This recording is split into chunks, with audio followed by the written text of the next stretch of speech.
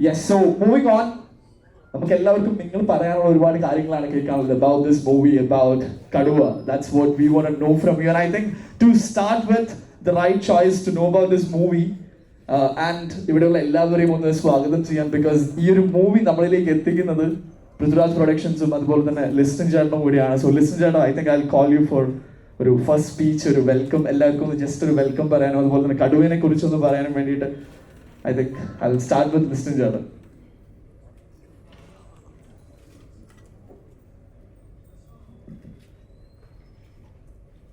ഞാൻ സംസാരിക്കാനുള്ള എല്ലാ അവകാശങ്ങളും ഞാനും പൃഥ്വിരാജുമായിട്ട് രാജു മുമ്പേ പറഞ്ഞു 3 എഗ്രിമെൻറ്റ് വെച്ചിട്ടുണ്ടെന്ന്. അപ്പോൾ ആ എഗ്രിമെൻറ്റിൽ തന്നെയുണ്ട് സംസാരിക്കാനായിട്ടുള്ള എല്ലാ അവകാശങ്ങളും പുള്ളി തന്നെ എഴുതി വാങ്ങിച്ചിട്ടുണ്ട്. അപ്പോൾ കൊണ്ടിട്ട് പുള്ളി തന്നെ അതെല്ലാം ക്ലാരിഫൈ ഈവൻ ചെയ്യുന്നതാണ്. അല്ല അതാണ്, അപ്പോൾ അതിൽ നിന്ന് അങ്ങ് തുടങ്ങാമെന്ന് ഓർത്തിട്ടാണ്. അപ്പോൾ ഇങ്ങനെയൊരു സിനിമ, ഇപ്പോൾ ഞാൻ കുറേയധികം സിനിമകൾ നിർമ്മിച്ചിട്ടുണ്ട്. അപ്പോൾ ഇതുവരെ നിർമ്മിച്ച സിനിമകളിൽ ഏറ്റവും ബഡ്ജറ്റ് കൂടിയ ഒരു സിനിമയാണ്. കാര്യം എന്താണെന്ന് വെച്ചാൽ ഏറ്റവും കൂടുതൽ ഫൈറ്റുകൾ, ഷാജോന്റെ സിനിമയായിരുന്നു പക്ഷെ അത് മാറി, ഫൈറ്റുകൾ കൂടുതലുണ്ട്. അതുപോലെ തന്നെ ഒത്തിരി ആർട്ടിസ്റ്റുകളുണ്ട്, ഒത്തിരി ദിവസം ഷൂട്ട് ചെയ്ത സിനിമയാണ്. അതുപോലെ തന്നെ ഈ കോവിഡിൻ്റെ ഒരു ഏറ്റവും പീക്ക് ടൈമിൽ സ്റ്റാർട്ട് ചെയ്തൊരു സിനിമയാണ്. അപ്പോൾ അതുകൊണ്ടിട്ട് കുറേ ഷെഡ്യൂളുകൾ എടുത്തിട്ടുണ്ട്. അപ്പോൾ ഇത് നമ്മൾ മാർക്കറ്റ് ചെയ്യുന്നതാണെങ്കിൽ തന്നെ ആദ്യം ഈ പാൻ ഇന്ത്യൻ എന്താണ് സംഭവം എന്ന് അറിയാൻ വേണ്ടിയിട്ട് തന്നെ നമ്മൾ ഹൈദരാബാദിൽ, ബാംഗ്ലൂർ, ചെന്നൈയിൽ എല്ലായിടത്തും പോയി തന്നെ നമ്മൾ ഇതിൻ്റെ അകത്ത് ഒരു പങ്കാളിയായിട്ടുണ്ട്. ഇതൊന്ന് മലയാള ഇൻഡസ്ട്രി ഒന്ന് ഡെവലപ്പ് ചെയ്യാൻ വേണ്ടിയിട്ട്. കാര്യം നമ്മൾ മറ്റു ലാംഗ്വേജിൽ നിന്ന് വരുന്ന സിനിമകൾ ഇവിടെ എടുക്കുകയും വിതരണം ചെയ്യുകയൊക്കെ ചെയ്യുന്നു, അതിന് ക്ലാപ്പടിക്കുന്നു, അതിനൊരു ഭയങ്കര ഇനിഷ്യൽ ഉണ്ടാകുന്നു.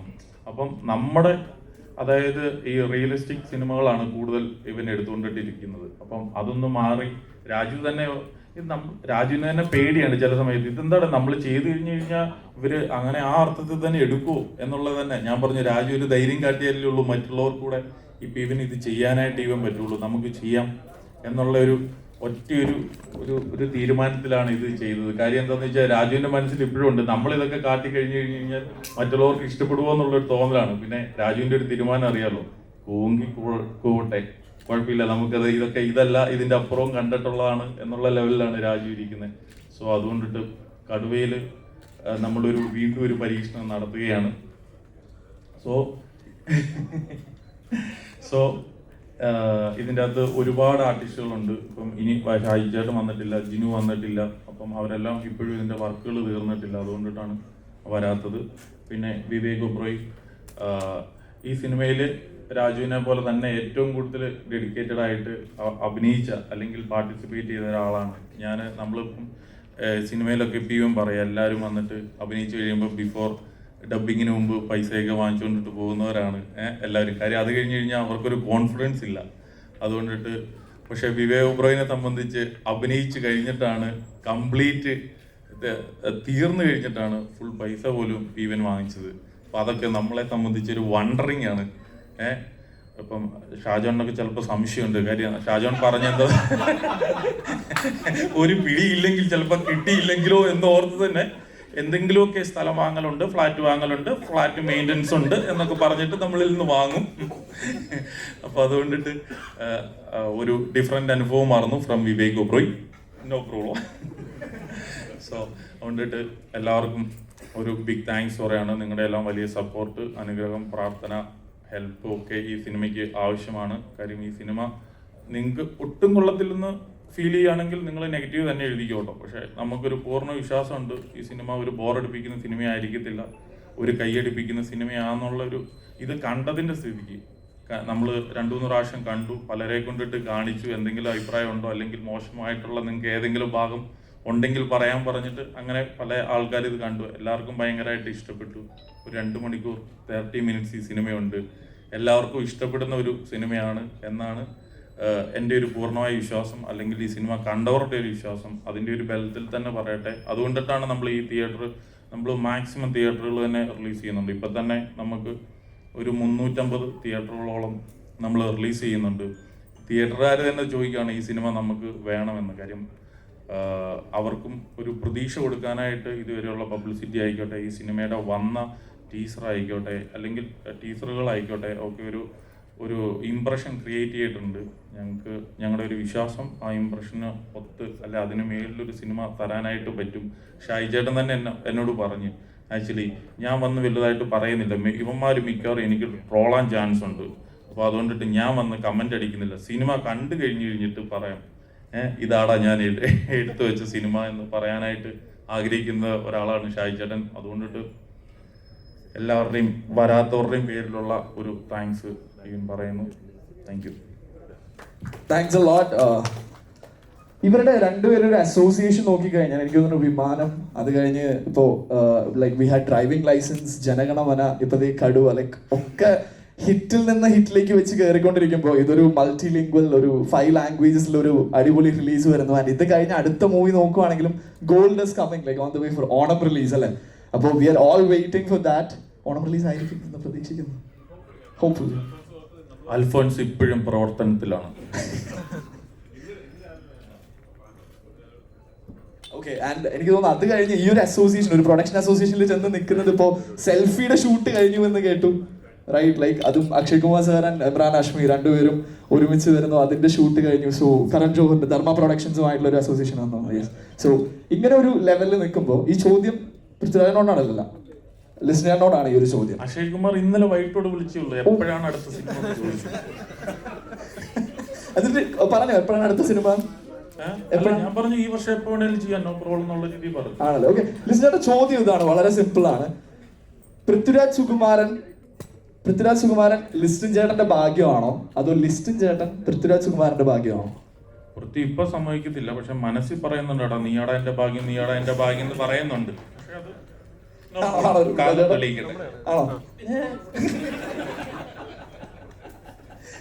ഓക്കെ. എന്തായാലും എഗ്രിമെന്റ് ഒക്കെ ഉള്ള സ്ഥിതിക്ക് എനിക്ക് തോന്നുന്നു ഈ മൂവിനെ കുറിച്ച് കുറച്ചും കൂടി ആധികാരികമായിട്ട് പറയാൻ you would be the best person. Kaduva Kunnil Kuruvachan, please. Firstly എല്ലാ മാധ്യമ സുഹൃത്തുക്കൾക്കും താങ്ക് യു ഇന്നിവിടെ വന്നതിന്. ഞങ്ങൾ എല്ലാവരും ഇന്നലെ എത്താൻ ഒരുപാട് വൈകി. രാത്രി ഞാനൊക്കെ വീട്ടിലെത്തി 1 മണിയൊക്കെ ആയി, ഒരുപാട് വൈകി. Thank you so much. Raju, ഞാൻ ബില്ലൊക്കെ സെറ്റിൽ ചെയ്തിട്ട് ഇന്ന് രാവിലെ വന്നത്. സെറ്റിൽ ചെയ്തോ? അത്ഭുതങ്ങളാണല്ലോ സംഭവിച്ചുകൊണ്ടിരിക്കുന്നത്. ഈ കടുവ എന്ന് പറയുന്ന സിനിമയുടെ തിരക്കഥ ഞാൻ 2019 തുടക്കത്തിൽ എപ്പോഴാണ് എൻ്റെ സ്ക്രിപ്റ്റ് ഞാൻ കേൾക്കുന്നത്. ഞാൻ ആദ്യം കേൾക്കുന്നത് തന്നെ ആഡം ജോന്റെ സമയത്ത് ജിനു എന്നോടൊരു കഥ പോലെ ഇങ്ങനെ ഒരു തോട്ട് പറഞ്ഞിരുന്നു. അതിനുശേഷം ജിനു എൻ്റെ അടുത്തൊരു ഫുള്ളി റിട്ടൺ സ്ക്രിപ്റ്റ് ആയിട്ടാണ് വരുന്നത്. 2019 ബിഗിനിങ്ങിൽ എപ്പോഴാണ് എൻ്റെ സ്ക്രിപ്റ്റ് കേട്ടത്.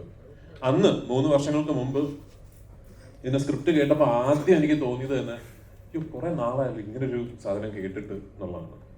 കാരണം നമ്മൾ ആ സമയത്ത് ചെയ്തുകൊണ്ടിരിക്കുന്നതും അടുത്ത ചെയ്യാൻ പോകുന്നതും മലയാളത്തിൽ കൺസിസ്റ്റന്റ് ആയി വന്നുകൊണ്ടിരിക്കുന്നതും എല്ലാം നമുക്കറിയാവുന്ന പോലെ വളരെ റിയലിസ്റ്റിക് ആയിട്ടുള്ള മനോഹരമായ സിനിമകൾ നമ്മുടെ ഒരു നല്ല ഫേസ് ആണ് ഇപ്പോൾ.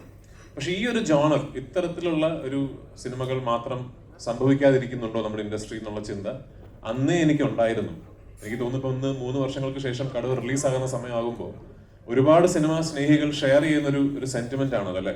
നമ്മുടെ ഇൻഡസ്ട്രിയിൽ ഈ മാസ് ആക്ഷൻ എന്റർടൈനേഴ്സ് ഉണ്ടാകുന്നില്ല, നമ്മുടെ ഇൻഡസ്ട്രിയിൽ ആ ജോണർ എവിടെയോ നമ്മൾ കൈവിട്ടു പോകുന്നു എന്നുള്ളൊരു തോന്നൽ.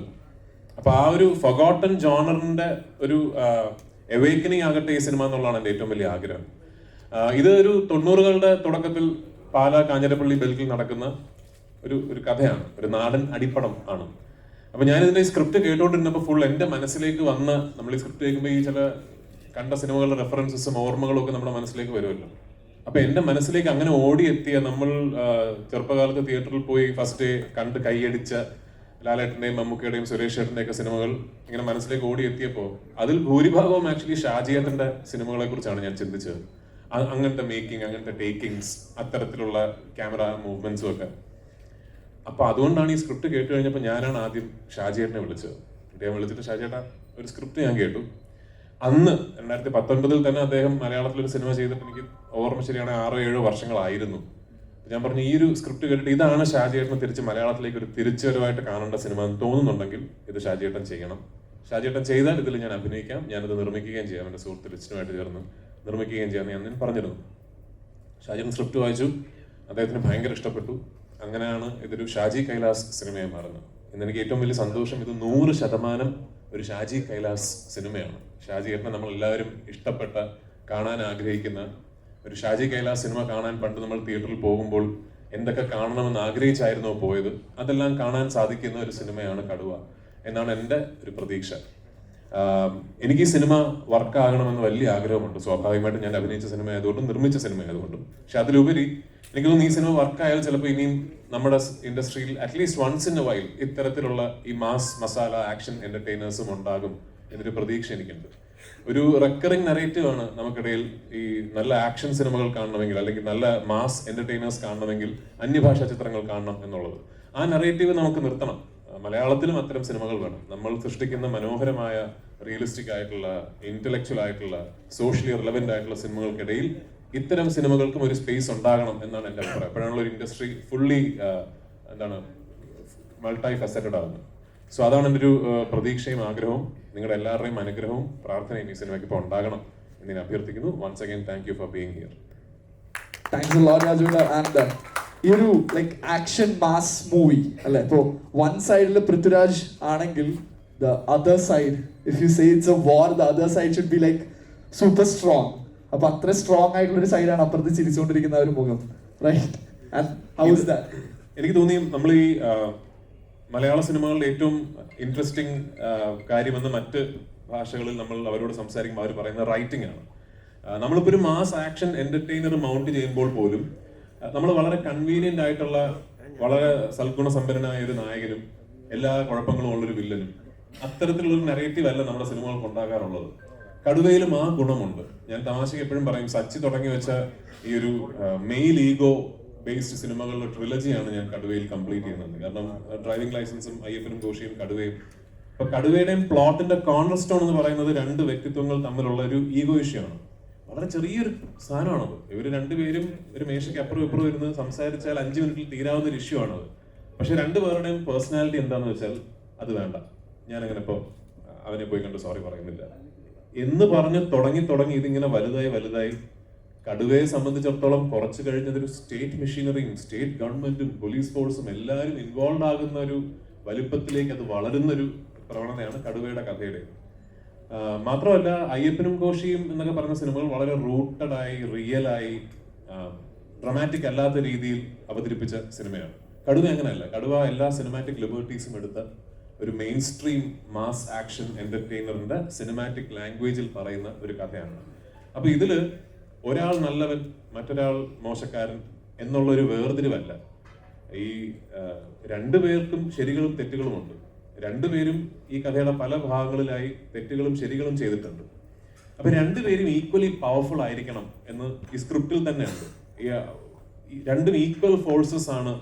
ഒരു immovable object meeting an unstoppable force എന്ന് പറയുന്ന പോലെ രണ്ടുപേരും ഈക്വൽ ഫോഴ്സസ് ആണെന്നുള്ളൊരു തോന്നൽ കാണുന്ന ആൾക്കാർക്ക് ഉണ്ടാകണമെന്നുള്ളത് ഈ സ്ക്രിപ്റ്റിൽ തന്നെ ഉണ്ട്. അപ്പൊ അതിന് ഞങ്ങൾ കാസ്റ്റിംഗ് ഓപ്ഷൻസിനെ പറ്റി ആലോചിച്ചപ്പോൾ ഞാനാണ് വിവേകിന്റെ പേര് ആദ്യം സജസ്റ്റ് ചെയ്തത്. വിവേകിന്റെ പേര് പറഞ്ഞ ഉടനെ എല്ലാവരും ഇമ്മീഡിയറ്റ്ലി അയ്യോ മൂപ്പര് വന്നാൽ മുക്കരനായിരിക്കും, മൂപ്പരെ ഞാൻ കൊണ്ടുവരുമല്ലോ, അങ്ങനെയാണ്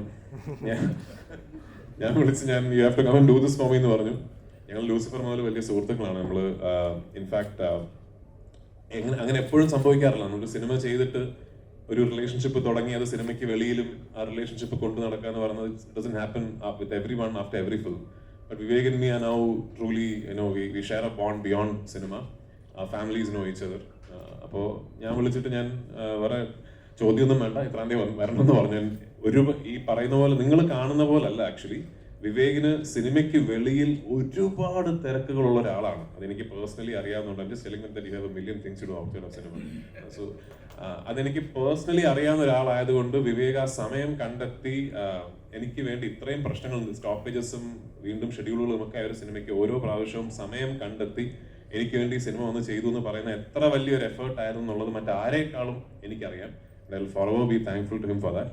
ഇതിലെ ജോസഫ് ചാണ്ടി എന്ന് പറയുന്ന കഥാപാത്രം വിവേക് ഓബ്രോയ് എന്ന നടൻ ചെയ്തു എന്നത് 100% ഈ സിനിമയ്ക്കാണ് ഗുണം ചെയ്തിരിക്കുന്നത്. ആൻഡ് ഇന്നും വിവേകിനെ ഡയറക്റ്റ് ചെയ്തൊരു ഡയറക്ടർ എന്ന നിലയ്ക്ക് I can confidently say is nowhere near fully explored as an actor. So he's like more to be explored. Absolutely. Okay, so let's see like what he gonna say, Vivek Oberoi. what do you have to say? Like, मुझे लगता है आपका पहला movie जो था, that was with Mohanlal sir, right? In company. And then you did a movie with both of them, Prithviraj and Mohanlal sir and Lucifer. And now we are with Prithviraj sir for this movie. So how was the experience and what do you have to say about this movie on an all over thing? The experience was horrible. No, I love Prithvi. I think he's a phenomenal powerhouse of talent. Only problem I have is he makes everybody insecure because he does so many things, man. I mean, yesterday I made a statement. I said that he's Prithviraj is Kerala's Kamal Hassan. I know it's a big statement to make, but look, he's able to act, dance, produce, edit, write, sing.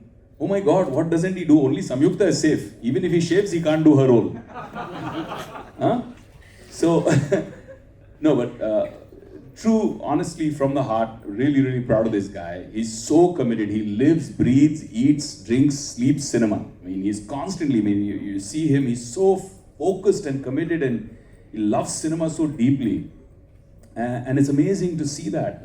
He and I both shared a 20-year journey. And he's 20 years in the industry. This year's my 20 years in the industry.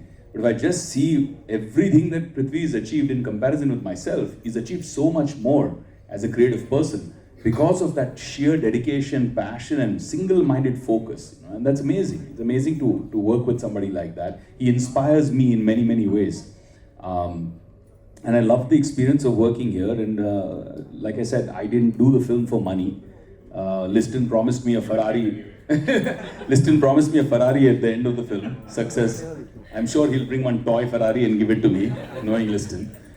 No, didn't do it for money for a simple reason. I really loved the experience of working with this team and just spending time with these amazing people. Working with legendary director like Shaji Aiton was also an amazing experience. Working with this ever-smiling guy, Listin, was also amazing. I mean, we were shooting a massive action sequence. Our climax was going on. And Listin comes smiling to me and said, "Sir, back up." And I'm thinking, it's just 2:33 in the morning. We are supposed to shoot till 4-5:30 in the morning. Why is he saying back up? And he's smiling. He says, "Go, sir, no problem. So tomorrow we'll shoot." I'm thinking, okay, what happened? Only next day I find out that there was actually like a riot kind of situation in the set, and he was smiling. So this kind of amazing team, it was a dream team to work with. I really enjoyed him. Of course, the role of Joseph was also a very exciting character for me. I mean, to play something like that, I've learned a new word like Pala Achayan. Yeah, so it's kind of like a new species of being.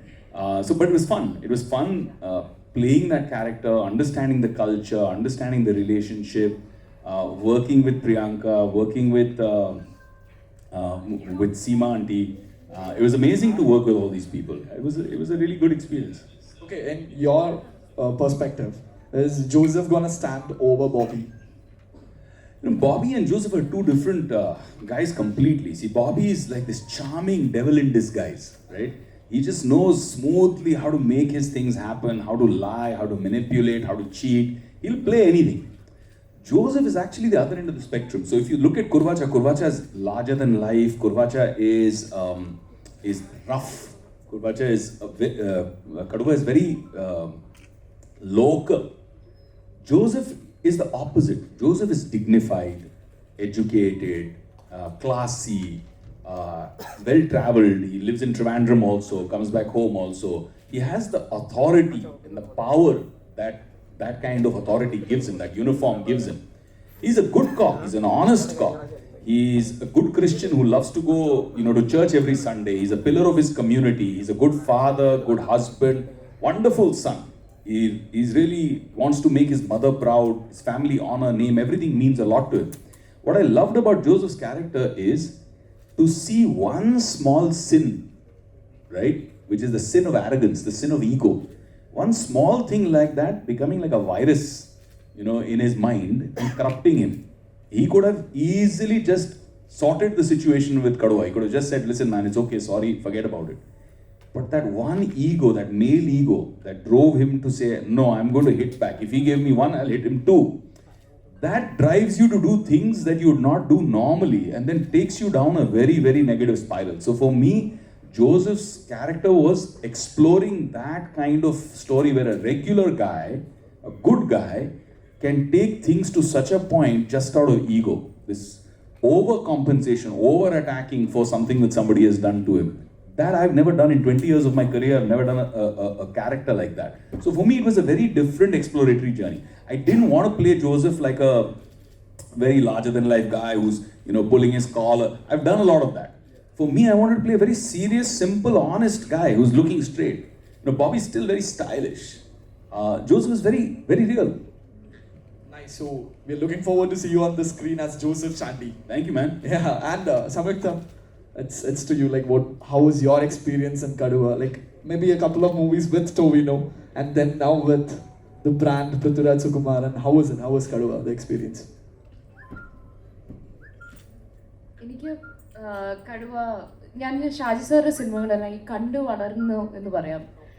പക്ഷെ പല സിനിമകളും ഞാൻ തിയേറ്ററിലല്ല കണ്ടിട്ടുള്ളത്. 2000-2001 അദ്ദേഹത്തിൻ്റെ മികച്ച സിനിമകൾ ഒരുപാട് വന്നിട്ടുള്ളത്. ഞാൻ പലപ്പോഴും ടി വിയിലാണ് ഞാൻ കണ്ടിട്ടുള്ളത്. എൻ്റെ ഓർമ്മ ശരിയാണെങ്കിൽ ഞാൻ അദ്ദേഹത്തിൻ്റെ ആദ്യത്തെ സിനിമ തിയേറ്ററിൽ കാണുന്നത് ചിന്താമണി കൊലക്കേസാണ്. അത് ഞാൻ സ്കൂളിൽ പഠിക്കുമ്പോൾ വാശി പിടിച്ചത് സിനിമ ഭയങ്കര ഹിറ്റാണ്. അപ്പോൾ വാശി പിടിച്ച് എൻ്റെ അമ്മയും മുത്തശ്ശനും കൂടിയാണ് എന്നെ ആ സിനിമ കാണിക്കാൻ കൊണ്ടുവന്നത്. അപ്പോൾ അന്ന് ആ പാലക്കാട് തിയേറ്ററിൽ ഉണ്ടായിരുന്ന ഓളം, ആ ഒരു എന്താ പറയുക, സിനിമ കാണുക എന്നുള്ളതിന് ഉപരി അതിൻ്റെ ഒരു എക്സ്പീരിയൻസ് അതെനിക്ക് ഇപ്പോഴും ഓർമ്മയുണ്ട്. പിന്നീട് ഞാൻ എനിക്ക് ഇതുപോലെയുള്ള വലിയ സിനിമകൾ, തിയേറ്ററിൽ ഓളം സൃഷ്ടിക്കുന്ന സിനിമകൾ, ഒരു മാസ് കമേഴ്ഷ്യൽ എൻ്റർടൈനേഴ്സ് എനിക്ക് പൊതുവേ ഇഷ്ടമാണ്. അയ്യപ്പനും കോശിയുടെ ഒരു കമേഴ്ഷ്യൽ വേർഷനായിട്ടുള്ള തെലുങ്കില് ഭീംല നായിക അതിൻ്റെ റീമേക്ക് ചെയ്തത് ഞാനാണ്. അപ്പോൾ എൻ്റെ ആദ്യത്തെ തെലുങ്കിലെ റിലീസ് അതായിരുന്നു. എനിക്ക് അതിൻ്റേതായിട്ടുള്ള പേടിയും കാര്യങ്ങളും ഉള്ളതുകൊണ്ട് എൻ്റെ 2-3 സുഹൃത്തുക്കളെ ഞാൻ ഇവിടുന്ന് അങ്ങോട്ട് കൊണ്ടുപോയി. ഞാൻ ആദ്യമായിട്ട് തെലങ്കാനയിൽ ഹൈദരാബാദിൽ ആദ്യമായിട്ട് തിയേറ്ററിൽ പോയി കാണുന്ന സിനിമ ഭീംല നായകാണ്. വൈകുന്നേരത്തെ ഷോനാണ് പോകുന്നത്. ഒരു സാധാരണ തിയേറ്ററാണ്, ഒരുപാട് പേര് കാണാനുണ്ട്. അന്ന് ഒരു ആദ്യത്തെ 10 മിനിറ്റ് കഴിയുമ്പോൾ എനിക്ക് അതിനകത്ത് നടക്കുന്ന ഒന്നും പലപ്പോഴും ഒന്നും കാണാൻ പറ്റുന്നില്ല. കാരണം അവർ ഈ കുറേ പേപ്പർ കട്ടിങ്സ് എറിയുന്നുണ്ട്, ഇല്ലെങ്കിൽ അവർ ആര് വന്നാലും അവർ ക്ലാപ്പ് ചെയ്യുന്നുണ്ട്. ഒച്ച, ബഹളം, സന്തോഷം, ചിരി, ക്ലാപ്പ്, ഇത് മൊത്തം കഴിഞ്ഞാൽ ഇവർ എൻ്റെ അടുത്ത് പറഞ്ഞു, ഇവർക്ക് എൻ്റെ സുഹൃത്തുക്കൾക്ക് ആർക്കും തെലുങ്ക് അറിയില്ല. അവരുടെ അടുത്ത് ചോദിക്കുന്നുണ്ട്, സംയുക്ത ഇത് എന്താ പറയുന്നത്. അപ്പം എനിക്കും മുഴുവനായിട്ട് മനസ്സിലാകുന്നില്ല. അപ്പം അന്നാണ് ആദ്യമായിട്ട് ഇങ്ങനെ ഒരു എന്താ പറയുക, ഒരു തിയേറ്റർ എക്സ്പീരിയൻസ് എനിക്ക് റീഡിഫൈൻഡ് ആയത് അന്നാണ്. ഭയങ്കര സന്തോഷം തോന്നി അത് കഴിഞ്ഞ് ഇറങ്ങിയപ്പം. അന്ന് എൻ്റെ അടുത്ത് എൻ്റെ ഫ്രണ്ട്സ് ചോദിച്ചൊരു ചോദ്യമുണ്ട്, എന്താണ് നമുക്ക് നമ്മുടെ നാട്ടിൽ നമുക്ക് അറിയാവുന്ന ഒരു ഭാഷയിൽ ഇങ്ങനെ ഒരു സിനിമ തിയേറ്ററിൽ കാണാൻ പറ്റുക എന്നുള്ളത്. അപ്പോൾ ഞാനൊന്നിങ്ങനെ പറഞ്ഞു, ഓക്കെ കടുവ ഇറങ്ങുന്നുണ്ട്, അന്ന് കാണാം എന്ന് പറഞ്ഞു. അപ്പോൾ ഞാൻ ആ ഒരു എക്സ്പീരിയൻസ് ആണ് ഞാൻ തിയേറ്ററിൽ പ്രതീക്ഷിക്കുന്നത്. പിന്നെ പൃഥ്വിരാജ് സുകുമാരൻ്റെ ബ്രാൻഡ്, ഇത് ഞാൻ സിനിമയിൽ വന്നപ്പോൾ തൊട്ട് ഞാൻ കേൾക്കുന്നൊരു പേരാണ്. ഞാൻ ആദ്യം ഡില്ലി ചെയ്യുന്ന സമയത്ത് അതിൻ്റെ പ്രൊഡക്ഷൻ E4 എൻ്റർടൈൻമെൻ്റ് ആണ്. അവരുടെ തൊട്ട് മുമ്പിലത്തെ സിനിമ എസ്രേ ആയിരുന്നു. അന്ന് പ്രൊഡ്യൂസറായിട്ടുള്ള CV സാരച്ചേട്ടൻ ഇങ്ങനെ പറയുന്നത് രാജു സർ അങ്ങനെ കുറെ ഞാൻ കേട്ടു. പിന്നെ ഇതിൽ ഏറ്റവും ഇൻട്രസ്റ്റിംഗ് ആയിട്ടുള്ള ഒരു കാര്യം, അടുത്ത ഞാൻ ചെയ്യുന്നത് തീവണ്ടിയാണ്. തീവണ്ടിയുടെ producers August Cinema, Shaji Nadesan. Shaji ചേട്ടൻ എനിക്ക് ആദ്യമായിട്ട് മെസ്സേജ് അയച്ചപ്പോൾ, വാട്സാപ്പിൽ മെസ്സേജ് അയച്ചപ്പോൾ ഷാജി സാർ DP ഭയങ്കര ഉഗ്രനാണ്. അതിൽ പൃഥ്വിയുടെ ഒരു ഫോട്ടോ ആണ്, ഈ ചിരി കാണാനാണ് എനിക്കിഷ്ടം എന്ന് പറഞ്ഞ ഒരു ഫോട്ടോ. അപ്പോൾ എനിക്ക് പിന്നീടാണ് ഞാൻ അറിഞ്ഞത്, എന്നെ തീവണ്ടിയുടെ കാസ്റ്റ് ചെയ്യുന്നതിന് മുമ്പ് എൻ്റെ ഒരു ഫോട്ടോ പൃഥ്വിക്ക് അയച്ചു കൊടുത്ത അഭിപ്രായമൊക്കെ ചോദിച്ചിട്ടുണ്ടായിരുന്നു. പിന്നീട് എന്താണ് യഥാർത്ഥ അഭിപ്രായം പറഞ്ഞതെന്ന് എൻ്റെ അടുത്ത് പറഞ്ഞിട്ടില്ല. സോ അന്നും ഞാൻ കേൾക്കുന്നു. പിന്നീട് തീവണ്ടി റിലീസാവുന്ന സമയത്ത് ഞങ്ങൾ ട്രിവാൻഡ്രത്ത് തിയേറ്റർ വിസിറ്റിന് പോയപ്പോൾ അന്ന് ലൂസിഫറിൻ്റെ ഷൂട്ട് നടക്കുകയാണ്. അന്നാണ് ഈ ചർച്ചകൾ മുഴുവൻ ഞാൻ കേൾക്കുന്നത്. അത്ഭുതത്തോടു കൂടിയാണ്. അതായത് ഇദ്ദേഹം ഇരിക്കുന്ന സ്ഥലത്ത് നിന്നിട്ട് ആ ലെൻസിനെ കുറിച്ച് പറയും, അത് പറയും, ഇത് പറയും. അതായത് ഇതിലെല്ലാം കേൾക്കുമ്പോൾ മനസ്സിലാവുന്ന ഒരു സഞ്ചരിക്കുന്ന ഫിലിം സ്കൂളായിട്ടാണ് എനിക്ക് പൃഥ്വിരാജ്.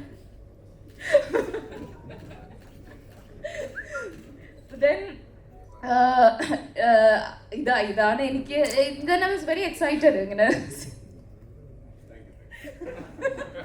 സന്തോഷമായില്ലേ? ബാംഗ്ലൂർ പോയപ്പോൾ പൃഥ്വി സർ, തെലങ്കാനയിൽ ഹൈദരാബാദിൽ പൃഥ്വി ഗാരു, ചെന്നൈയിൽ പൃഥ്വി അണ്ണൻ. സോ ഇതൊക്കെയാണ് എനിക്ക് ഈ സിനിമയെക്കുറിച്ച് പറയാനുള്ളത്. ഞാൻ ഒരുപാട് പ്രതീക്ഷിക്കുന്നുണ്ട്. എൻ്റെ ഒരു സിനിമ തിയേറ്ററിൽ ഇറങ്ങിയിട്ടൊരു മലയാളത്തിൽ ഇറങ്ങിയിട്ടൊരു ഒന്നര വർഷം കഴിയുന്നു. Yes, I M waiting for it and yes, working with എൻ്റെ അമ്മ ഭയങ്കര ഫാനാണ്. Thank you. Thank you, that's it. I'm genuinely a fan because Samyuktha can speak Tamil, Telugu, Malayalam, Kannada, Hindi, Nepali, Afrikaans. You name the language, she is fantastic at it. Throughout this whole tour, I'm bending like this. Absolutely. So every time you'll see me in all the photos and all the press conferences like this, listening to her. She's better than Google Translate. Yes, so thanks a lot. And ഇവർക്ക് ഒരുപാട് ചോദ്യങ്ങൾ ചോദിക്കാനുണ്ട്, I know. Just before that, let's get a quick thing about Kaduva from Shajan ചേട്ടൻ. Thank you. എൻ്റെ ഒരു experience പറയുകയാണെങ്കിൽ എല്ലാ ആക്ടേഴ്സിൻ്റെയും വലിയ വലിയ സ്വപ്നങ്ങളിൽ ഒരു സ്വപ്നമായിരിക്കും ഷാജി കൈലാസിൻ്റെ ഒരു സിനിമയിൽ അഭിനയിക്കുക എന്നുള്ളത്. കാരണം നമ്മൾ കണ്ട് കൊതിച്ചിട്ടുള്ള, നമ്മൾ അനുകരിച്ച് നടന്നിട്ടുള്ള കുറേ നായകന്മാരുടെ സൂപ്പർ ഹിറ്റ് സിനിമകൾ തന്ന ആളാണ്. അപ്പം അങ്ങനെ എൻ്റെ വലിയൊരു ഡ്രീമായിരുന്നു ഷാജൻ്റെ ഒരു സിനിമയിൽ അഭിനയിക്കുക എന്നുള്ളത്. അത് ഈ സിനിമയിലാണ് അത് സാധിച്ചത്. അതിൻ്റെ ഒരു വലിയ സന്തോഷത്തിലാണ് ഞാൻ. പിന്നെ ഈ പറയുന്നത് പോലെ ഒരു പക്കാ അടിപ്പടമാണ്. നമ്മൾ തിയേറ്ററിൽ പോയിരുന്ന് വിസിലടിച്ച് കൈയടിച്ച് നമ്മളൊരു ആഘോഷമാക്കാൻ പറ്റുന്ന ഒരു ഫെസ്റ്റിവൽ മൂവി ആയിരിക്കും കടുവ എന്നുള്ളത്. തീർച്ചയായിട്ടും നമുക്ക് എല്ലാവർക്കും ഇഷ്ടപ്പെടുന്ന രീതിയിലുള്ളൊരു സിനിമയായിരിക്കും. ഒരു 5-6 ഇടിയും ഒക്കെ ആയിട്ട് രാജുവിൻ്റെ വാരി വലിച്ചൊരു ഇടി കാണാൻ പറ്റും. അപ്പോൾ നമുക്ക് എൻജോയ് ചെയ്യാൻ പറ്റുന്നതായിരിക്കും.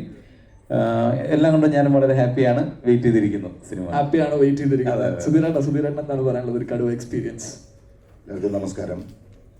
നമ്മുടെ ഈ മലയാള സിനിമയെ സംബന്ധിച്ചിടത്തോളം സമാന്തര സിനിമകളായിരുന്നു വളരെയധികം നേരത്തെ പേര് കേട്ടിരുന്നത്. എന്നാൽ ഈ അടുത്ത കാലത്ത് ഏറ്റവും കൂടുതൽ ചർച്ച ചെയ്യുന്നത് മലയാള സിനിമയേക്കാൾ മറ്റ് സിനിമകളായിരുന്ന ഈ സമയം തീർച്ചയായും മലയാള സിനിമയും അത്തരത്തിലേക്ക് ഉയർന്നു വന്നിരിക്കുന്നു എന്നുള്ളതാണ് ഏറ്റവും വലിയ പ്രത്യേകത. ഞാൻ ഈ കടുവയിലെ ഒരു ജയിൽ സൂപ്രണ്ടിൻ്റെ ക്യാരക്ടറാണ് ചെയ്യുന്നത്. ശ്രീ പൃഥ്വിരാജ് സുകുമാരനെ സംബന്ധിച്ചിടത്തോളം നമുക്കെല്ലാവർക്കും അറിയാം, വ്യത്യസ്ത ഭാവങ്ങളിൽ വ്യത്യസ്ത കഥാപാത്രങ്ങൾ വന്നിട്ടുണ്ടെങ്കിലും ഒരു ആംഗ്രി യങ് ഹീറോ ആയിട്ട് വരുന്ന കടുവ എന്ന് പറയുന്ന ചിത്രം വ്യത്യസ്ത ഭാഷകളിൽ വരുന്നത് തന്നെയാണ് നമ്മളെ സംബന്ധിച്ചുള്ള ഏറ്റവും കൂടുതൽ ആവേശം നൽകുന്ന ഒരു കാര്യം. എൻ്റെ വ്യക്തിപരമായി ഞാൻ പറയുകയാണെങ്കിൽ എൻ്റെ ഏറ്റവും നല്ല സിനിമകളെല്ലാം ശ്രീ പൃഥ്വിയായിട്ട് അഭിനയിച്ച സിനിമകൾ തന്നെയാണ്. നിങ്ങൾക്ക് എല്ലാവരും അറിയാം. വാസ്തവമായാലും സപ്തമശ്രീ ആയാലും മൊയ്തീനായാലും ഒരുവിധപ്പെട്ട എല്ലാ സിനിമകളും, എൻ്റെ നല്ല സിനിമകളെല്ലാം പൃഥ്വിയായിട്ട് കൂടുമ്പോഴാണ്. അത്തരത്തിൽ ഇതൊരു വലിയ ഹിറ്റ് പടമാവട്ടെ. ഞാൻ ഒരുപാട് എൻജോയ് ചെയ്ത സിനിമയാണ്. നമ്മളെ മലയാളി പ്രേക്ഷകരെ സംബന്ധിച്ചോളം നമ്മൾ ഏറ്റവും കൂടുതൽ ത്രില്ലടിപ്പിച്ചിട്ടുള്ളതും തിയേറ്ററിലേക്ക് ആകർഷിച്ചിട്ടുള്ള സംവിധായകനാണ് ശ്രീ ഷാജി കൈലാസ്, ഷാജിയേട്ടൻ്റെ ഒരു ഇടവേളയ്ക്ക് ശേഷം വരുന്ന ഈ സിനിമ എല്ലാവരും നല്ല പ്രതീക്ഷയോടെയാണ്. നല്ലൊരു പ്രൊഡ്യൂസറായ ശ്രീ എസ് സ്റ്റീഫനും എല്ലാം ഉണ്ട്. We are all waiting for the angry young hero. Thanks a lot. And Rahul, over to you. Rahul എന്ന് പറയുന്നത് എനിക്ക് തോന്നുന്നു പൃഥ്വിരാജിന്റെ ഒരു ഓൺ സ്ക്രീൻ അനിയൻ എന്ന് ചിന്തിക്കുമ്പോൾ മെയിനായിട്ട് എല്ലാവരുടെ മനസ്സിൽ വരുന്ന ഒരു ഫേസ് ഇതായിരിക്കും ഇപ്പോൾ. So how was your experience about Kaduva? Absolutely, I mean wonderful experience. നിങ്ങൾ തന്നെ നോക്കൂ, ഷാജി കൈലാസ് ഡയറക്ടർ, ലിസ്റ്റിൻ സീസൺ പ്രൊഡ്യൂസ് ചെയ്യുന്നത്. ഞാൻ ആദ്യമായിട്ട് വർക്ക് ചെയ്യുന്ന ലിസ്റ്റിൻ്റെ കൂടെ. Prithviraj, Vivek Oberoi. I mean, it can get bigger ഇതിനെക്കാട്ടും വലിയൊരു ഫ്രെയിം ഇല്ല. സോ അതിൽ ഒരു കമേഴ്ഷ്യൽ, എനിക്ക് രാജുവിന് ഇഷ്ടപ്പെടുന്ന സിനിമ, അതായത് ഞാൻ കോളേജിൽ പഠിക്കുമ്പോൾ, എനിക്കും രാജുവിന് അതിന് വലിയ ഏജ് ഡിഫറൻസ് ഇല്ല, എന്നാലും ഞാൻ കോളേജിൽ പഠിക്കുമ്പോൾ കണ്ട സിനിമകളിൽ എനിക്ക് രാജുവിനെ കാണാൻ ഇങ്ങനെ ഇഷ്ടം. ഡയലോഗ്, സ്ക്രീൻ നോക്കി ഡയലോഗ് പറയുക, അടി ഇടി പാട്ട് ബഹളം, you know. After long time you get to see a very big mass, larger than life entertainer. I'm extremely happy to be part of this. എല്ലാവരും എനിക്കറിയാം. ജിനുവേട്ടൻ്റെ കൂടെ ജിനുവ ഇബ്രാഹിമാണ് സ്ക്രിപ്റ്റ് റൈറ്റർ. അദ്ദേഹത്തിനോട് രണ്ടാമത്തെ കൂടെയാണ് ഞാൻ വർക്ക് ചെയ്യുന്ന. Adam John, again that's thanks to Raju. ഇതിൽ DOPs 2 DOP ഇതിലെല്ലാവരും 2 ആൾക്കാർ, 2 DOP, 3 fight masters, Abhinandan and Sujith Vasudev, both them are very dear friends of mine. So നിങ്ങളെല്ലാവരും തിയേറ്ററിൽ പോയി കാണേണ്ട ഒരു പടമാണ്. You would love, I would want Raju to do more of these movies. So that's about it. That's it. I think a lot of people love you in the mass roles. And Alan Ziran എന്താണ് ഒരു ഈ നമ്മുടെ കടുവ മൂവിനെ കുറിച്ച് പറയാനുള്ളത്? That's what we want to know. ഇവരെല്ലാവരും പറഞ്ഞതുപോലെ ഇതൊരു പക്ക അടിപ്പടം തന്നെയാണ്, ഒരു ഷാജി കൈലാസ് മൂവി. അത് നിങ്ങളെ തിയേറ്ററിൽ കൈയടിച്ചും ബഹളം ഉണ്ടാക്കിയും ചിരിച്ചും പ്രകമ്പനം കൊള്ളിപ്പിക്കും എന്നുള്ളതിൽ എനിക്ക് സംശയമൊന്നുമില്ല. അത്തരം ആക്ഷൻസ് ഉണ്ട്. ഞാൻ ഈ സിനിമയിൽ ഇവരുടെയൊക്കെ ഫൈറ്റ് കാണുമ്പോൾ ഞാൻ തന്നെ പലപ്പോഴും മനസ്സുകൊണ്ട് വിചാരിച്ചു, കുറച്ച് ലേറ്റായി വന്നത് നന്നായി, അല്ലെങ്കിൽ ഞാനും ഇങ്ങനെ തൂങ്ങിക്കിടക്കേണ്ടി വന്നേനെ. ഞാൻ ഈ സിനിമയിൽ എൻ്റെ കഥാപാത്രം എന്താണെന്ന് ചോദിച്ചാൽ, ഞാൻ കടുവയുടെ കൂടെ നടക്കുന്ന പല്ലു കൊഴുകാത്ത ഒരു പുലി, അത്ര മാത്രമേ ഉള്ളൂ. Okay, thanks a lot, Alanjirata. And so, എല്ലാവരും പറഞ്ഞ പോലെ തന്നെ ഒരു അടിപടം, റൈറ്റ്? ആൻഡ് ഒരു Shaji Kailas, we are expecting to be a very huge hit. And ഇനി ചോദിക്കാനുള്ളത് നിങ്ങൾക്കാണ്. നിങ്ങൾ ഒരുപാട് ചോദ്യങ്ങളൊക്കെ ആയിട്ടാണ് വന്നിരിക്കുന്നത്, നമുക്ക് എല്ലാവർക്കും അറിയാം. So over to you. We are opening the open questions out here for the team and be ready to answer them. Yes, so let's start it. ആർക്കാണ്? Yeah, it's a warning basically. Yes, so let's start the session. And who's gonna ask the first question? Like, we can just give them the mics. Yeah. Hi. എൻ്റെ പേര് ഷമ്യ Shanavas and ഞാൻ anecdote media എന്നാണ്. രാജേന്ദ്രൻ്റെ അടുത്താണ് ചോദ്യം. 2019 ഈ ഒരു movie plan ചെയ്യുന്ന സമയത്ത് അന്യഭാഷകളിലോട്ട് ഇത് റീമേക്ക് ചെയ്യാനായിട്ടൊരു പ്ലാൻ ഉണ്ടാകും, അതോ ഇപ്പോൾ പാൻ ഇന്ത്യ മൂവീസ് ആണല്ലോ ട്രെൻഡ്, അതിൻ്റെ ഭാഗമായിട്ടാണോ റീമേക്ക്? ഈ റീമേക്കുകളുടെ കാലം പതുക്കെ അന്യാധീനപ്പെട്ടു പോകും എന്നൊരു തോന്നലുള്ള ഒരാളാണ് ഞാൻ. അതെന്താ വെച്ചാൽ, ഇനിയിപ്പോൾ സേ ഫോർ എക്സാമ്പിൾ ഭോജ്പുരി ഭാഷയിലൊരു ഗംഭീര സിനിമ ഇറങ്ങും. അത് തിയേറ്ററിൽ ഇറങ്ങി ഒരു 4 ആഴ്ച കഴിയുമ്പോൾ ഏതെങ്കിലും ഒരു സ്ട്രീമിംഗ് സർവീസിൽ വരും. ഈ സ്ട്രീമിംഗ് സർവീസിൽ വന്നു കഴിയുമ്പോൾ ഭയങ്കരമായിട്ട് അതിനെക്കുറിച്ച് ചർച്ചകളുണ്ടാവും. നമ്മൾ ഇവിടെ നിന്ന് കേൾക്കും, ആമസോണിലോ നെറ്റ്ഫ്ലിക്സിലോ ഹോട്ട്സ്റ്റാറിലോ സോണി ലിവിലോ സിയിലോ ഏതെങ്കിലും ഒരു പ്ലാറ്റ്ഫോമിൽ ഇങ്ങനെ ഒരു ഭോജ്പുരി ഫിലിം ഉണ്ട്, ഗംഭീര പടമാണ്, കാണണം. അറ്റ്ലീസ്റ്റ് നമ്മളിലെ സിനിമാ സ്നേഹികളെങ്കിലും സബ് ടൈറ്റിൽ വെച്ചോ അല്ലെങ്കിൽ മേ ബി ഒരു മലയാളം ഡബ് ഉണ്ടെങ്കിൽ അങ്ങനെയോ ആ സിനിമ കാണും. അപ്പം അതേ സംവിധായകൻ അടുത്തൊരു സിനിമ ചെയ്യുമ്പോൾ, എൻ്റെ സിനിമ കഴിഞ്ഞ സിനിമ ഇറങ്ങിയപ്പോൾ എല്ലാ ഭാഷകളിൽ നിന്നും ഇത്രയും നമുക്ക് ഫീഡ്ബാക്ക് കിട്ടി, അപ്പോൾ എൻ്റെ അടുത്ത സിനിമ ഞാൻ ഇനി എല്ലാ ഭാഷകളിലും റിലീസ് ചെയ്യണം എന്നൊരു തോന്നൽ ആ സംവിധായകനും നിർമ്മാതാവിനും ഉണ്ടാവും. ഇപ്പൊ ജനഗണമന, നമുക്കിപ്പോൾ ഈ ജനഗണമന റിലീസായി, അങ്ങനെ ഒരു വൈഡ് റിലീസൊന്നും ഇല്ലായിരുന്നു. ഡബ്ഡ് വേർഷൻസ് ഒക്കെ ചില മൾട്ടിപ്ലക്സുകളിൽ റിലീസ് ചെയ്തുവെങ്കിലും നെറ്റ്ഫ്ലിക്സിൽ വന്നേ പിന്നെ ആ സിനിമയുടെ ഒരു റെസ്പോൺസ് കാണുമ്പോൾ ഇപ്പൊ ഞങ്ങൾ ആലോചിക്കണം, അതിൻ്റെ ഒരു സെക്കൻഡ് പാർട്ട് ചെയ്യുകയാണെങ്കിൽ നമ്മൾ തന്നെ എല്ലാ ഭാഷയിലും ചെയ്ത് ഇറക്കണം എന്നുള്ളൊരു ചിന്ത നമുക്ക് തന്നെ ഉണ്ട്. കടുവയെ സംബന്ധിച്ചിടത്തോളം ഇത് ഈ പാൻ ഇന്ത്യ എന്നാണ് പറയുന്നത്, അത് വേറൊരു ചർച്ചാ വിഷയമാണ്. ഞാൻ നേരത്തെ 1-2 ഇന്റർവ്യൂസിൽ ഞാൻ സൂചിപ്പിച്ചൊരു കാര്യമുണ്ട്. അതായത് നമ്മുടെ സിനിമകൾ റിലീസ് ആവുന്ന വിവരവും ആ സിനിമകളെ കുറിച്ചുള്ള ഇൻഫർമേഷനും ഇനി മുതൽ നമ്മൾ തന്നെ നേരിട്ട് ഫസ്റ്റ് ഹാൻഡ് രാജ്യമെമ്പാടുമുള്ള ആൾക്കാർക്ക് ആ ഇൻഫർമേഷൻ നമ്മൾ ഷെയർ ചെയ്യേണ്ട ഒരു കാലം ആയി എന്നാണ് എൻ്റെ തോന്നൽ. ഇതിപ്പോൾ കടുവ നമ്മൾ 5 ഭാഷകളിൽ ഡബ് ചെയ്ത് തിയേറ്ററിൽ റിലീസ് ചെയ്യുന്നത് കൊണ്ട് ഇനിയും എക്സ്ട്രാ കുറേ കോടികൾ റവന്യൂ ഉണ്ടാകും എന്നുള്ളതല്ല അതിൻ്റെ. ഇന്നിപ്പോൾ ഒരു വലിയ തെലുങ്ക് സിനിമ റിലീസ് ചെയ്യുമ്പോൾ നമ്മൾ ഇവിടുത്തെ മാധ്യമങ്ങളിലല്ലാതെ അത് വാർത്തയാവുന്നില്ലേ? ഒരു വലിയ കന്നഡ പടം റിലീസാകുമ്പോൾ നമ്മുടെയൊക്കെ മാധ്യമങ്ങൾ അത് വാർത്തയാകുന്നില്ലേ? ഒരു വലിയ മലയാള സിനിമ റിലീസാകുമ്പോൾ അവിടുത്തെ മാധ്യമങ്ങളിൽ അത് വാർത്തയാകണം എന്ന് ആഗ്രഹിക്കുന്ന ഒരാളാണ് ഞാൻ. അപ്പൊ ആ ഒരു പ്രോസസ്സിന്റെ തുടക്കമായിട്ട് മാത്രമാണ് ഞാൻ ഈ കടുവയുടെ ഈ മൾട്ടി സിറ്റി പ്രൊമോഷണൽ ടൂറിനെ കാണുന്നത്. ഇത് കടുവയ്ക്ക് വേണ്ടി നമ്മൾ ചെയ്യുന്ന ഒരു പ്രോസസ് അല്ല, കടുവയിൽ തുടങ്ങുന്ന ഒരു പ്രോസസ്സാണ്. ഇനി എന്റേത് എന്ന് മാത്രമല്ല, എല്ലാ വലിയ സിനിമകൾക്കും ദുൽഖർ കുറുപ്പിന് ചെയ്തതുപോലെയും ഞാനിപ്പോൾ കടുവയ്ക്ക് ചെയ്യുന്നത് പോലെയും രാജ്യമെമ്പാടുമുള്ള സിനിമാ സ്നേഹികൾക്കും മാധ്യമങ്ങൾക്കും മലയാളത്തിൽ നിന്ന് ഇങ്ങനെ ഒരു സിനിമ റിലീസ് ആകുന്നു എന്നറിയുന്ന വിധത്തിൽ വേണം റിലീസ് ആക്കാൻ എന്നൊരു ആഗ്രഹം എനിക്കുണ്ട്. നരസിംഹവും വല്യേട്ടനും ഡയറക്ട് ചെയ്ത ഷാജി കൈലാസിനെ ഓർക്കുന്നു. പിന്നീട് ആ ചിത്രത്തിന്റെയൊക്കെ ഒരു അപ്ഡേറ്റഡ് ട്രീറ്റ്മെന്റ് ആയിരിക്കും ഈ ചിത്രത്തിൽ. സ്വാഭാവികമായിട്ടും ഇന്ന് അവൈലബിൾ ആയിട്ടുള്ള മോഡേൺ ഫിൽം മേക്കിംഗ് ടെക്നോളജി നമുക്ക് ആക്സസ് ഉണ്ടല്ലോ. അപ്പൊ അതിന്റെ വ്യത്യാസം ആ സിനിമകളിൽ നിന്നൊക്കെ ഉണ്ടാകും. എന്ന് പറഞ്ഞതുകൊണ്ടും ഫിൽം മേക്കിംഗ് ടെക്നോളജി ബെറ്റർ ആവുമ്പോൾ സിനിമ ബെറ്റർ ആവണമെന്ന് ഒരു നിർബന്ധവും ഇല്ല. പക്ഷെ ആ വ്യത്യാസം നിങ്ങളുടെ വ്യൂയിങ് എക്സ്പീരിയൻസിലുണ്ടാവും. ഇന്നിപ്പോ നമുക്ക് ബെറ്റർ ക്യാമറാസ് അവൈലബിൾ ആണ്, ബെറ്റർ സൗണ്ട് സിസ്റ്റംസ് അവൈലബിൾ ആണ്, നമ്മുടെ വ്യൂയിങ് എക്സ്പീരിയൻസ് തന്നെ ബെറ്റർ ആയിട്ട് ഇന്നത്തെ തിയേറ്റേഴ്സ് എല്ലാം അറ്റ്മോസ് എക്യുപ്ഡ് ആണ്. അപ്പൊ ആ വ്യത്യാസമുണ്ട്. മാത്രമല്ല, ഇത് 90കളുടെ തുടക്കത്തിൽ നടക്കുന്ന ഒരു കഥ ആയതുകൊണ്ട് ഇതിനൊരു എസ്തെറ്റിക്സും ലുക്ക് ആൻഡ് ഫീലും മാത്രമാണ് 90കളുടെ തുടക്കത്തിൽ നടക്കുന്നത് പോലെ. ഇതിനൊരു നരേറ്റീവിന്റെ സ്റ്റൈലും സ്പീഡും കഥ പറയുന്ന രീതിയും എല്ലാം മോഡേൺ ആയിട്ടാണ് എനിക്ക് തോന്നിയിട്ടുള്ളത്. എന്നാൽ നമുക്ക് ഭയങ്കരമായിട്ട് ഒരു ഫെമിലിയാരിറ്റി തോന്നിപ്പിക്കുന്ന ഒരു ടെംപ്ലേറ്റ് ഉണ്ടല്ലോ ഈ മാസ് ആക്ഷൻ സിനിമകളുടെ, ആ ടെംപ്ലേറ്റ് സിനിമയ്ക്കുണ്ട്. പക്ഷെ ഈ കഥാഗതിയിൽ കഥ മുന്നോട്ട് സഞ്ചരിക്കുന്ന രീതിയിൽ ജെന്യുവിനായിട്ട് പുതിയതെന്ന് എനിക്ക് തോന്നിയ 1-2 കാര്യങ്ങൾ ഈ സിനിമയിലുണ്ട്. അല്ലാതെ ഇത് നിങ്ങൾക്ക് ഏതോ കണ്ടു മറന്ന കുറെ സിനിമകളുടെ സീക്വൻസുകൾ എടുത്ത് അടുക്കി വെച്ച പുതിയൊരു സിനിമ ഉണ്ടാക്കിയ സിനിമയല്ല. ഇതിലൊരു ജെന്യുവിൻ കഥയുണ്ട്. അത് ഇൻട്രസ്റ്റിംഗ് ആയിട്ടൊരു കഥയാണ്. ആ കഥ പ്രോഗ്രസ് ചെയ്യുന്ന സ്ക്രീൻ പ്ലേയും വളരെ ഇൻട്രസ്റ്റിംഗ് ആണ്. അതിനെ നമ്മൾ കുറച്ചു കാലമായിട്ട് അന്യാധീനപ്പെട്ടു പോയോ മലയാളത്തിൽ എന്ന് സംശയിക്കുന്ന ഒരു സിനിമാ ഭാഷയിൽ പറഞ്ഞിരിക്കുന്നു എന്ന് മാത്രം. ഹായ്, നമസ്കാരം. ഞാൻ RJ Alex from radio Mirchi ഇവിടാണ്. രാജേട്ടാ, എന്റെ ചോദ്യം പൃഥ്വിരാജിനോടാണ്. നമുക്കറിയാം ഷാജി കൈലാസ് എന്ന് പറയുന്ന ഒരു ഡയറക്ടർ അടി ഇടി വെടി അതിനപ്പുറത്തേക്ക് ഒരു ഡയലോഗ് ഉണ്ട്. അതായത് ഒരു നെടുനീളൻ ഡയലോഗുകൾ അദ്ദേഹത്തിന്റെ ചിത്രങ്ങളിൽ കാണാൻ സാധിക്കും. അങ്ങനെ എന്തെങ്കിലും ഈ ഒരു കടുവയിൽ ഉണ്ടോ? കടുവാക്കുന്നേൽ കുറുവച്ചൻ അങ്ങനെ എന്തെങ്കിലും ഡയലോഗുകൾ പറയുന്നുണ്ടോ? എന്തായാലും ആ ഒരു എക്സ്പീരിയൻസ് ഒന്ന് പറയാമോ? ഞാൻ നേരത്തെ പറഞ്ഞതിന്റെ ഒരു ആസ്പെക്ട് ആണ്. അതായത് നമ്മൾ ഈ 90കളുടെ തുടക്കത്തിലൊക്കെ നമ്മൾ കണ്ട് കൈയടിച്ചിരുന്ന സിനിമകളുടെ സ്വഭാവം ഈ വലിയ ഡയലോഗുകൾ പറഞ്ഞ് ആൾക്കാരെ കോരിത്തെരിപ്പിക്കുക എന്ന് പറയുന്ന ഒരു സ്വഭാവം അത്തരം സിനിമകൾ ഞാനും കൈയടിച്ചിട്ടുണ്ട് കേട്ടോ. ലാലേട്ടൻ്റെ, മമ്മൂക്കയുടെയും സുരേഷിന്റെ ഡയലോഗുകൾക്ക് ഞാനും തിയേറ്ററിൽ പോയി കൈയടിച്ചിട്ടുണ്ട്.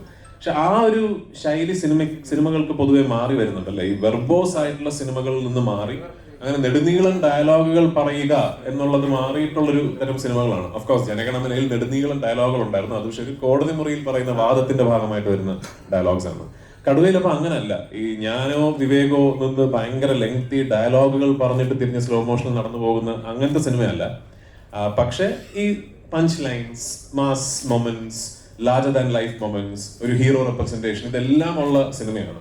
പിന്നെ എനിക്ക് തോന്നുന്നു ഷാജിയേട്ടൻ മുമ്പ് ചെയ്തിട്ടുള്ള സിനിമകളെക്കാൾ കൂടുതൽ ആക്ഷൻ ഉള്ള ഒരു പടമാണെന്ന് എനിക്ക് തോന്നുന്നു. ആ ആക്ഷൻ വളരെ സിനിമാറ്റിക് ലിബർട്ടി എടുത്ത് എന്ന് പറഞ്ഞ് ഇങ്ങനെ അങ്ങ് ഭയങ്കര അൺറിയൽ ആയിട്ടല്ല, എന്നാൽ ഒരു സിനിമാറ്റിക് ലിബർട്ടി ഒക്കെ എടുത്ത് വലിയ ലാർജർ ദാൻ ലൈഫ് രീതിയിൽ ഏറ്റവും കൂടുതൽ പണം ചെലവാക്കിയിരിക്കുന്നതും സമയം ചെലവാക്കിയിരിക്കുന്നതും എല്ലാം ഇതിലെ ആക്ഷൻ സീക്വൻസസ് ഷൂട്ട് ചെയ്യാൻ തന്നെയാണ്. Thank you so much. Hello. Okay.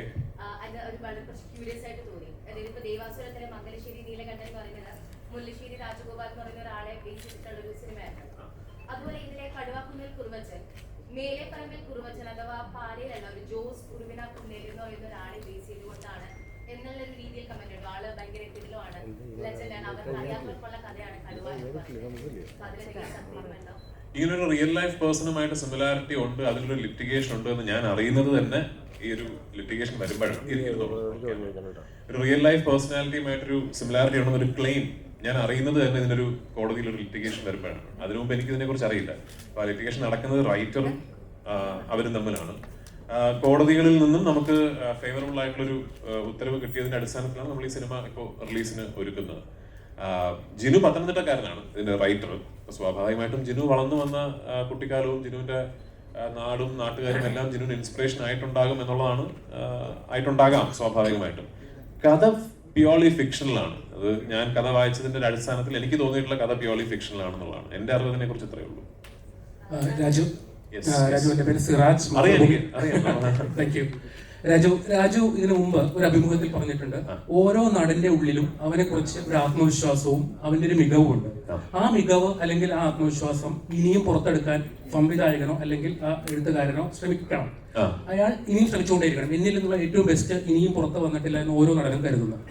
2012 സിംഹാസനം എന്ന ചിത്രത്തിൽ ഷാജിയേട്ടന്റെ എഴുത്ത്, ഷാജിയേട്ടന്റെ സംവിധാനം. 10 വർഷങ്ങൾക്ക് ശേഷം രാജു ഷാജിയേട്ടനിലേക്ക് വീണ്ടും വരുമ്പോൾ എത്രത്തോളം അത് പുറത്തെടുക്കാൻ ഷാജിയേട്ടന് കഴിഞ്ഞിട്ടുണ്ട്? എത്രത്തോളം പുറത്ത് നൽകാൻ രാജു എന്ന നടന് കഴിഞ്ഞിട്ടുണ്ട്? അത് ഞാൻ അഭിപ്രായപ്പെടേണ്ട കാര്യമല്ല. അത് സിനിമ കണ്ടു കഴിയുമ്പോൾ കാണുന്ന ആൾക്കാർ പറയേണ്ടതാണ്. പൃഥ്വിരാജ് എന്ന നടൻ സിംഹാസനത്തിൽ നിന്നും കടുവയിലെത്തുമ്പോൾ എത്രത്തോളം വളർന്നിട്ടുണ്ടെന്നോ അല്ലെങ്കിൽ എത്രത്തോളം ബെറ്റർ ആയിട്ടുണ്ടെന്നോ ഇല്ലെന്നോ ഒക്കെ പ്രേക്ഷകർ പറയേണ്ടതാണ്. എന്നെ സംബന്ധിച്ചിടത്തോളം അറ്റ് എനി പോയിന്റ് ഇപ്പോൾ ഒരു ആക്ടർ വിചാരിക്കുകയാണ് എനിക്കിനി ഒന്നും കൂടുതൽ ചെയ്യാനില്ല, ഞാൻ എൻ്റെ ബെസ്റ്റ് ഞാൻ ഓൾറെഡി ചെയ്ത് കഴിഞ്ഞൊരു ആക്ടർ വിചാരിക്കുകയാണെങ്കിൽ അതൊരു വളർച്ചയുടെ ഒരു മുരൾച്ചയായിട്ടാണ് എനിക്ക് തോന്നുന്നത്. കാരണം എന്താ വെച്ചാൽ നത്തിങ് മോർ ടു ഗ്രോ എന്നുള്ളൊരു തോന്നൽ വരും. എല്ലാ ആക്ടേഴ്സിനുള്ളിലും ഉണ്ടാകണമെന്നാണ് ഞാൻ വിശ്വസിക്കുന്നത്. അതായത് എനിക്ക് ഇനിയും ബെറ്റർ ആകാം, my best is yet to come, എൻ്റെ 100% പൊട്ടൻഷ്യൽ എന്ന് പറയുന്നത് ഞാൻ ഇതുവരെ അറ്റൈൻ ചെയ്തിട്ടില്ല. ഇത് ആക്ച്വലി നമ്മൾ ലാലേട്ടനോടോ മമ്മൂക്കയോടോ സീനിയർ ആക്ടേഴ്സിനോട് സംസാരിക്കുമ്പോൾ അവരും ഷെയർ ചെയ്യുന്ന ഒരു ചിന്തയാണത്. അപ്പൊ അത് എല്ലാ ആക്ടേഴ്സിനുള്ളിലും ഉണ്ട്. And ultimately all actors at one point will be at the Mercy of the director. കാരണം ഒരു സംവിധായകൻ കൺസീവ് ചെയ്യുന്നത് പോലെ നമുക്ക് അഭിനയിക്കാൻ പറ്റും. ഒരു സംവിധായകൻ വെക്കുന്ന ഷോട്ടിനുള്ളിലേ നമുക്ക് അഭിനയിക്കാൻ പറ്റും. അപ്പോൾ ഒരു ആക്ടറിന്റെ പെർഫോമൻസ് നല്ല രീതിയിൽ സ്ക്രീനിൽ പകർത്തപ്പെടണമെങ്കിൽ പെർഫോമൻസ് എന്താണെന്ന് മനസ്സിലാവുന്ന, അല്ലെങ്കിൽ ഒരു പെർഫോമൻസ് എങ്ങനെ ഗ്രാഫ് ചെയ്യണമെന്ന് മനസ്സിലാകുന്ന ഒരു സംവിധായകൻ ഉണ്ടാവുക എന്ന് പറയുന്നത് തീർച്ചയായിട്ടും വലിയ നിർബന്ധമുള്ളൊരു കാര്യമാണ്. അതിന്റെ ഓഫ്കോഴ്സ് അഗ്രഗണ്യരിൽ ഒരാളാണ് ഷാജിയേട്ടൻ. ഈ മാസ് ഹീറോസ് ആയിട്ട് ആൾക്കാർ അഭിനയിക്കുമ്പോൾ അവരുടെ പെർഫോമൻസിനെ എങ്ങനെ ചാർട്ട് ചെയ്യണം, ഇവിടെ ഷോർട്ട് ഡിവിഷൻ, ഇവിടെ കട്ട്, ഇവിടെ ക്ലോസപ്പ്, കൗണ്ടർ റിയാക്ഷൻ, അത് കഴിഞ്ഞാൽ ട്രോളി, അതിന്റെ ഒരു മാസ്റ്ററാണ് അദ്ദേഹം. അപ്പൊ അത് ഞാൻ ഭയങ്കരമായിട്ട് എൻജോയ് ചെയ്തു ഈ സിനിമയിൽ. പൃഥ്വിരാജ്, ഹലോ, ഇവിടെയാണ്, ഇവിടെ ഉണ്ട്. Hello, hi. പൃഥ്വിരാജ്, ഇപ്പൊ ഈ പറഞ്ഞ പോലെ ഷാജി കൈലാസിന്റെ സിനിമകളെല്ലാം നമ്മൾ കണ്ടുപോയി, നമ്മൾ ഏറ്റവും ഇഷ്ടപ്പെടുന്ന സിനിമകളാണ്. പൃഥ്വിരാജ് ഒരു ഡയറക്ടർ കൂടിയാണ്. അതെ. ഷാജി സാറിൽ നിന്നും ഈ സിനിമയിലേക്ക് അഭിനയിക്കാൻ ഡയറക്ഷൻ ഭാഗത്ത് നിന്ന് എന്തൊക്കെ ഒരു മാർഗനിർദ്ദേശം കിട്ടിയിട്ടുണ്ട്? ഷാജിയേട്ടൻ എനിക്ക് എന്തെങ്കിലും പറഞ്ഞു, അത് എന്തൊക്കെ ഉപകാരപ്പെടുന്നുണ്ട്? ഷാജിയേട്ടൻ അങ്ങനെ എന്നെ വിളിച്ചിരുത്തിയൊന്നും പറഞ്ഞു തന്നിട്ടില്ല. പക്ഷെ ഷാജിയേട്ടൻ ഒരു ഡയറക്ടർ എന്ന നിലയ്ക്ക് എന്റെ ഏറ്റവും വലിയ ഇൻസ്പിറേഷൻസിൽ ഒരാളാണ് ഷാജിയേട്ടൻ. ഞാൻ ഇതിനു മുമ്പ് പറഞ്ഞിട്ടുണ്ട്, ഐവിഷയ് സാറ്, ഷാജിയേട്ടൻ, ജോഷി സാറ്, ഭദ്രൻ സാറ്, ഇവരൊക്കെ എന്നെ ഭയങ്കരമായിട്ട് ഇൻഫ്ലുവൻസ് ചെയ്തിട്ടുള്ള ഫിൽം മേക്കേഴ്സ് ആണ്. What was said and done മലയാള സിനിമയുടെ ഒരു കാലഘട്ടത്തിൽ മുഖ്യധാരാ സിനിമയുടെ ഫിൽം മേക്കിംഗ് ലാംഗ്വേജിന് സിംഗിൾ ഹാൻഡഡ്ലി ഒരു മാറ്റം വരുത്തിയ ഡയറക്ടേഴ്സ് ഒരാളാണ് ഷാജിയേട്ടൻ. ഷാജിയേട്ടന്റെ അസുരവംശം മുതലുള്ള സിനിമകളൊക്കെ ഇങ്ങോട്ട് നമ്മൾ നോക്കുമ്പോൾ പെട്ടെന്ന് ഒരു പുതിയൊരു ഫിലിം ലാംഗ്വേജ് വന്നൊരു ഫീലിംഗ് അന്ന് നമുക്ക് എല്ലാവർക്കും ഉണ്ടായിരുന്നു. ലൂസിഫർ ഒരു ഫിലിം സ്റ്റുഡന്റ് കാണുകയാണെങ്കിൽ, സിനിമയെ വളരെ ക്ലോസ് ആയിട്ട് ഒബ്സർവ് ചെയ്യുന്നൊരു ഫിലിം സ്റ്റുഡന്റ് കാണുകയാണെങ്കിൽ നിങ്ങൾക്ക് മനസ്സിലാവും ലൂസിഫറിൽ ഒരുപാട് ഷാജി കൈലാസ് ഇൻസ്പിറേഷൻ ഉണ്ട്, ജോഷി സാർ ഇൻസ്പിറേഷൻ ഉണ്ട്, ഭദ്രൻ സാർ ഇൻസ്പിറേഷൻ ഉണ്ട്. ഇവരെല്ലാം എന്നെ ഇൻസ്പയർ ആയിട്ടുള്ള ഫിലിം മേക്കേഴ്സാണ്. എനിക്ക് ഷാജിയേട്ടന് ഭയങ്കരമായിട്ട് ഞാൻ ആരാധനയോട് കൂടി നോക്കി നിന്നിട്ടുള്ളത് ഷാജിയേട്ടൻ ഡയലോഗ് സീനുകൾ ഷോർട്ട് ഡിവൈഡ് ചെയ്യുന്നതാണ്. പലപ്പോഴും നമുക്ക് ചില പുതിയ new age film makers challenging ആയിട്ട് അവർക്ക് തോന്നാറുള്ളത്, ഇപ്പൊ 3-4 പേര് ഒരു മേശയ്ക്ക് ചുറ്റും ഇരുന്ന് സംസാരിക്കുന്നു, ഒരു സ്ലോ മോഷനിൽ നടക്കുന്നു, കാർ വന്ന് നിർത്തുന്നു, ഇറങ്ങുന്നു, പോകുന്നു, അതൊക്കെ ഓക്കെ, ഒന്നും വേറൊന്നുമില്ല, ഒരു മേശയ്ക്ക് ചുറ്റും ഇരുന്ന് 3-4 പേര് സംസാരിക്കുന്നു. അത്തരം ഒരു സീനിന് എങ്ങനെ ഒരു ടെമ്പോ ക്രിയേറ്റ് ചെയ്യാം, അങ്ങനത്തെ ഒരു സീനിന് എങ്ങനെ ഒരു ഗ്രാഫ് ഉണ്ടാക്കാം, ആ സീനിന് എങ്ങനെ ഒരു രോമാഞ്ചം കൊള്ളിക്കാം എന്നൊക്കെ പറയുന്ന ഒരു ഷോർട്ട് ഡിവിഷൻ ഉണ്ടല്ലോ, അത് ഷാജിയേട്ടൻ ഭയങ്കര മാസ്റ്ററിയാണ് അതിലെന്ന് എനിക്ക് തോന്നിയിട്ടുണ്ട്. ഞാന് ലൂസിഫറിൽ നിന്നെ രക്ഷിക്കാൻ ആരുണ്ട്ര എന്ന് സ്റ്റീഫനോട് ബോബി ചോദിക്കുമ്പോൾ, ബോബിയോട് സ്റ്റീഫൻ ചോദിക്കുമ്പോൾ ആ സീൻ, ആ 3 പേരുമുള്ള സീൻ എനിക്ക് ഭയങ്കര റെഫറൻസ് ആയത് ഒരുപാട് ഷാജി ഏട്ടന്റെ സിനിമകളാണ്. കാരണം ആ വൺസ് ലാലേട്ടൻ ആ മുറിക്കകത്ത് വന്ന് ഇരുന്ന് കഴിഞ്ഞാൽ പിന്നെ അതിനെ വേറൊന്നും നടക്കുന്നില്ലല്ലോ. 3 പേര് 3 സ്ഥലത്തിരിക്കുന്നു, സംസാരിക്കുന്നു. പക്ഷെ ആ സീനിൽ ഞാൻ കാണുന്ന ഓഡിയൻസിനൊരു ഇമോഷണൽ ഗ്രാഫ് ഉണ്ടാക്കണം. അവിടെ ആ സീനിനൊരു ക്ലൈമാക്സ് ഉണ്ട്. ആ ക്ലൈമാക്സിൽ ലാലേട്ടന്റെ ക്യാരക്ടറിന് വേണ്ടി ഓഡിയൻസ് കൈയടിക്കുന്നതിലേക്ക് ഞാൻ അതിനെ കൊണ്ട് എത്തിക്കണം എന്ന് പറയുന്ന ഒരു ഗ്രാഫ് ക്രിയേറ്റ് ചെയ്യുന്നതിന്റെ മാസ്റ്ററാണ് ഷാജിയേട്ടൻ. അത് ഇപ്പോഴും അദ്ദേഹത്തിന് ആ സ്കില്ല് 100% ഉണ്ട്. എല്ലാ ഭാഷകളുള്ള സിനിമകൾ ഇപ്പോൾ നേരിടുന്ന ഒരു വലിയ പ്രശ്നമാണ്. ടെലിഗ്രാം ഉൾപ്പെടെയുള്ള സോഷ്യൽ മീഡിയയിൽ സിനിമകൾ റിലീസാണ്. മിക്കവാറും എനിക്ക് തോന്നുന്നത് റിലീസിംഗിന്റെ അന്ന് തന്നെ പല സിനിമകളും വരുന്നുണ്ട്. അപ്പോൾ അത് എന്തോ ഒരു ഇൻഡസ്ട്രി ബാധിക്കുന്നുണ്ട്. അതുകൂടാതെ നമ്മുടെ ഈ സിനിമയ്ക്ക് വേണ്ടി നമ്മൾ എന്തെങ്കിലും പ്രത്യേക സൈബർ ടീമോ അങ്ങനെ എന്തെങ്കിലും ഇത് ടാക്കിൾ ചെയ്യാൻ വേണ്ടി വെച്ചിട്ടുണ്ട്? മലയാളത്തിൽ നിന്നല്ല, എല്ലാ ഭാഷകളിലെ എല്ലാ സിനിമകളും റിലീസിന് മുമ്പ് നമ്മളൊരു സൈബർ പ്രൊട്ടക്ഷൻ ടീമിനെ ഹയർ ചെയ്യാറുണ്ട്. അൺഫോർച്ചുനേറ്റ്ലി അവരെല്ലാവരും പ്രിവെൻഷൻ ടീമല്ല, ക്യൂർ ടീമാണ്. കാരണം എന്താ വെച്ചാൽ സിനിമ ഇറങ്ങി ഓൺലൈനിൽ ടെലിഗ്രാം ലിങ്കുകൾ വരുമ്പോൾ ഓരോ ലിങ്ക് ആയിട്ട് ബ്ലോക്ക് ചെയ്തുകൊണ്ടിരിക്കുക, ഡിലീറ്റ് ചെയ്തുകൊണ്ടിരിക്കുക, അതാണ് അവരുടെ ജോലി. അത് നമ്മളൊരു ആദ്യത്തെ 4 വീക്സ് നമ്മൾ ചെയ്യും. 4 വീക്സ് കഴിഞ്ഞാൽ പിന്നെ ഉത്തരവാദിത്വം ഡിജിറ്റൽ സ്ട്രീമിംഗ് റൈറ്റ്സ് വാങ്ങിച്ച ആൾക്കാരിലേക്ക് മാറ്റി കൊടുക്കപ്പെടും. ചോദിച്ചത് ഒരു $1 million ക്വസ്റ്റ്യൻ ആണ്. കാരണം ഇത് ഇന്ന് നമ്മുടെ ഇൻഡസ്ട്രി നേരിടുന്ന, നമ്മുടെ അല്ല സിനിമ വ്യവസായം നേരിടുന്ന, ഇന്നല്ല കഴിഞ്ഞ കുറെ പതിറ്റാണ്ടുകളായി നേരിടുന്ന ഏറ്റവും വലിയ ചാലഞ്ചസിലൊന്ന് ഈ പൈറസി തന്നെയാണ്. ഇതിന്റെ ഒരു അന്തിമ മരുന്ന് എന്ന് പറയുന്നത് മറ്റേ സൈഡിൽ നിന്നാണ് വരേണ്ടത്. പ്രേക്ഷകരങ്ങ് തീരുമാനിക്കണം, വേണ്ട നമ്മൾ കാണുന്നില്ല, നമ്മൾ തിയേറ്ററിൽ കണ്ടോളാം, തിയേറ്ററിൽ കാണാൻ പറ്റിയില്ലെങ്കിൽ നമ്മൾ വെയിറ്റ് ചെയ്തിട്ട് ഏതെങ്കിലും OTT സർവീസിലോ അല്ലെങ്കിൽ ചാനലിലോ കണ്ടോളാം. പ്രേക്ഷകർ, എനിക്ക് തോന്നുന്നു ഒരു പരിധിവരെ സിനിമ ഈ ഒരു യുദ്ധത്തിൽ പൂർണ്ണമായും പരാജയപ്പെടാതെ പിടിച്ചു നിൽക്കുന്നത് ഈ പ്രേക്ഷക പിന്തുണ കാരണമാണ്. ഇന്നും ഒരു വലിയ സിനിമ തിയേറ്ററിൽ ഇറങ്ങുമ്പോൾ ഇല്ല ഞങ്ങളത് തിയേറ്ററിൽ പോയി തന്നെ കണ്ടോളാം, തിയേറ്ററിൽ പോയി തന്നെ കാണണം എന്ന് വിശ്വസിക്കുന്ന ഒരു വലിയ പ്രേക്ഷക സമൂഹം ഇവിടെ നിൽക്കുന്നത് കൊണ്ടാണ് ഇത്രയും എഗൻസ്റ്റ് ആയിട്ട് കാര്യങ്ങൾ നമുക്കുള്ളപ്പോഴും ഇൻഡസ്ട്രി പിടിച്ചു നിൽക്കുന്നത്. അതല്ലെങ്കിൽ അതൊരു എത്ര ക്ലീഷേ ഡയലോഗാണ്, പക്ഷെ ഇത് കാരണം എത്ര പേർക്കാണ് ലോസ് ഉണ്ടാകുന്നതെന്ന് അറിയും. Producers of course, distributors of course, അത് ആ ലോസിന്റെ ഒരു ബട്ടർഫ്ലൈ ഇഫക്റ്റ് ഇൻഡസ്ട്രിയുടെ ഏറ്റവും താഴെയുള്ള ആൾക്കാർ വരെ വരും. ഇപ്പോഴും അവർക്കിതിൽ എന്താണ് ഗെയിൻ എന്ന് മനസ്സിലാവുന്നില്ല. അത് എന്താണ് അവർ നേടുന്നത് എന്ന് എനിക്ക് പിടികിട്ടുന്നില്ല. സോ അതിനൊരു പ്രിവെൻഷൻ ഇന്നും ഇല്ല. ഇപ്പോഴും ക്യൂറിന് വേണ്ടിയാണ് നമ്മൾ എല്ലാവരും ഓടി നടക്കുന്നത്.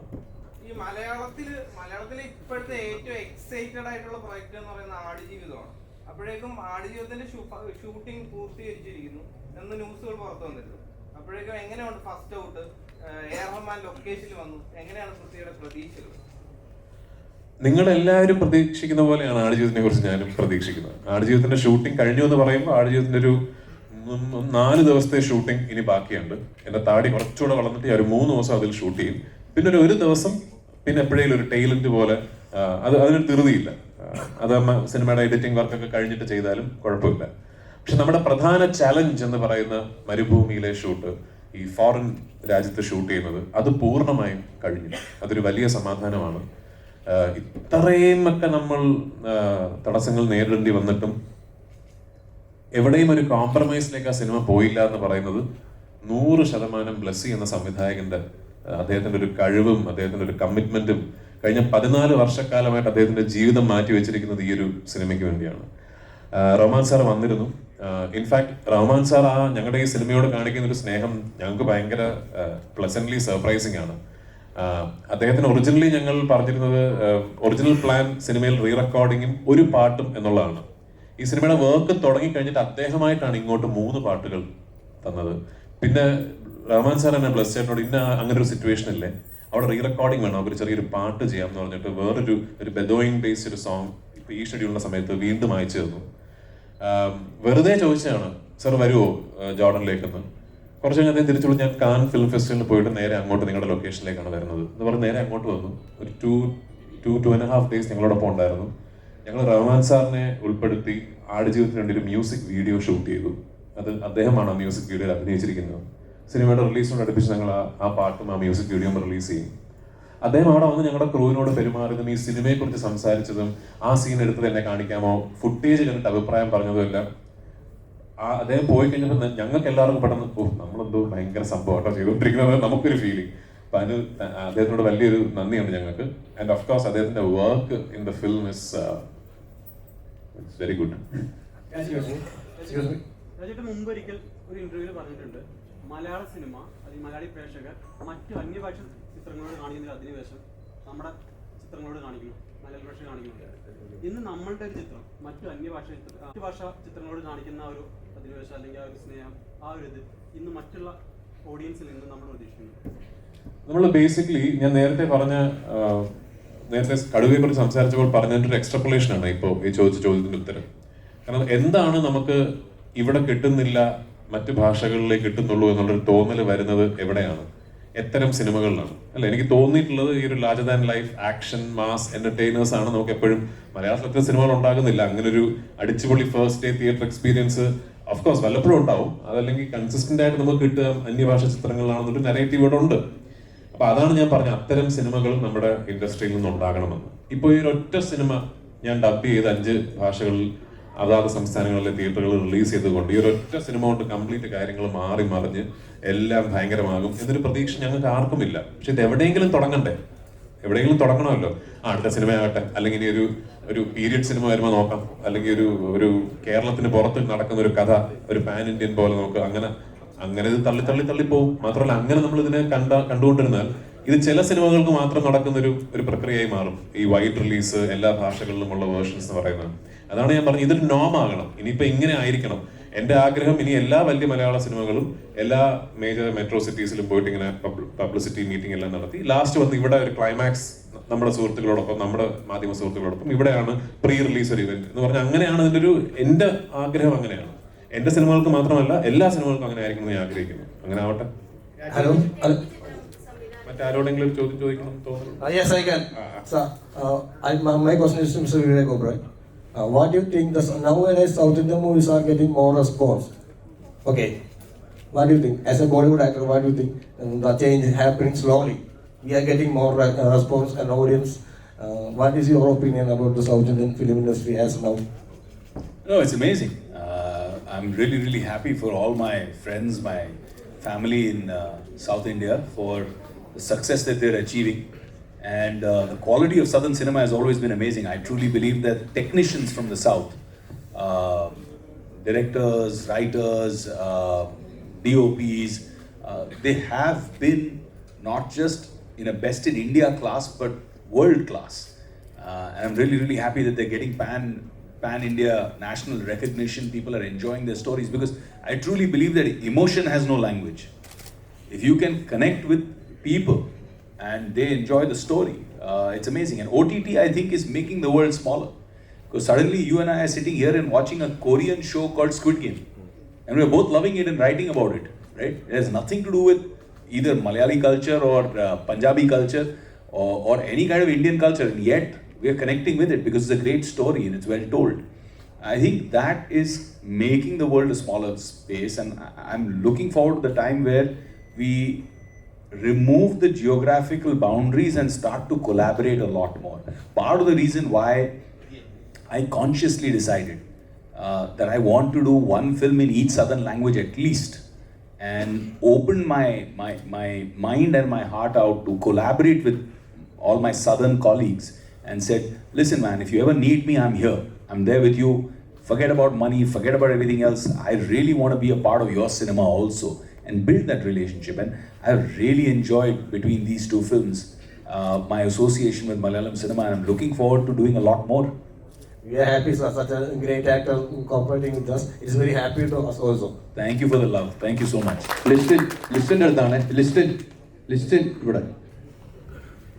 ലിസ്റ്റായി ഇപ്പോൾ ഈ പറഞ്ഞ പോലെ നേരത്തെ പറഞ്ഞ ഏറ്റവും ലിസ്റ്റിൻ നിർമ്മിച്ച സിനിമയിൽ ഏറ്റവും പണം മുടക്ക് കൂടുതലുള്ള സിനിമയാണെന്ന് ലിസ്റ്റിൻ പറഞ്ഞു. അത് നമ്മൾ സിനിമ കണ്ട് നമ്മൾ പ്രേക്ഷകർ വിലയിരുത്തുകയും ചെയ്യും ആ സിനിമ അത്രമാത്രം പണം മുടക്കിയിട്ടുണ്ടെന്ന്. മറ്റൊരു കാര്യം, ലിസ്റ്റിൻ ഈ ലൊക്കേഷനിൽ പല ദിവസങ്ങളും ലിസ്റ്റിൻ പങ്കെടുത്തതാണ്. പല വിവാദങ്ങളും ലൊക്കേഷനിൽ ഉണ്ടായതാണ്. അവിടെ ഒരു സമരം നടന്നിരുന്നു, ലൊക്കേഷനിലേക്ക് ഒരു മാർച്ച് നടന്നിരുന്നു, അതോടൊപ്പം കോടതിയുമായി വലിയൊരു പോരാട്ടം നടത്തി. അങ്ങനെയാണ് ഈ സിനിമ റിലീസിനെത്തുന്നത്. അത് എങ്ങനെയാണ്, ആ ഒരു പോരാട്ടം എങ്ങനെയാണ് കാണുന്നത്?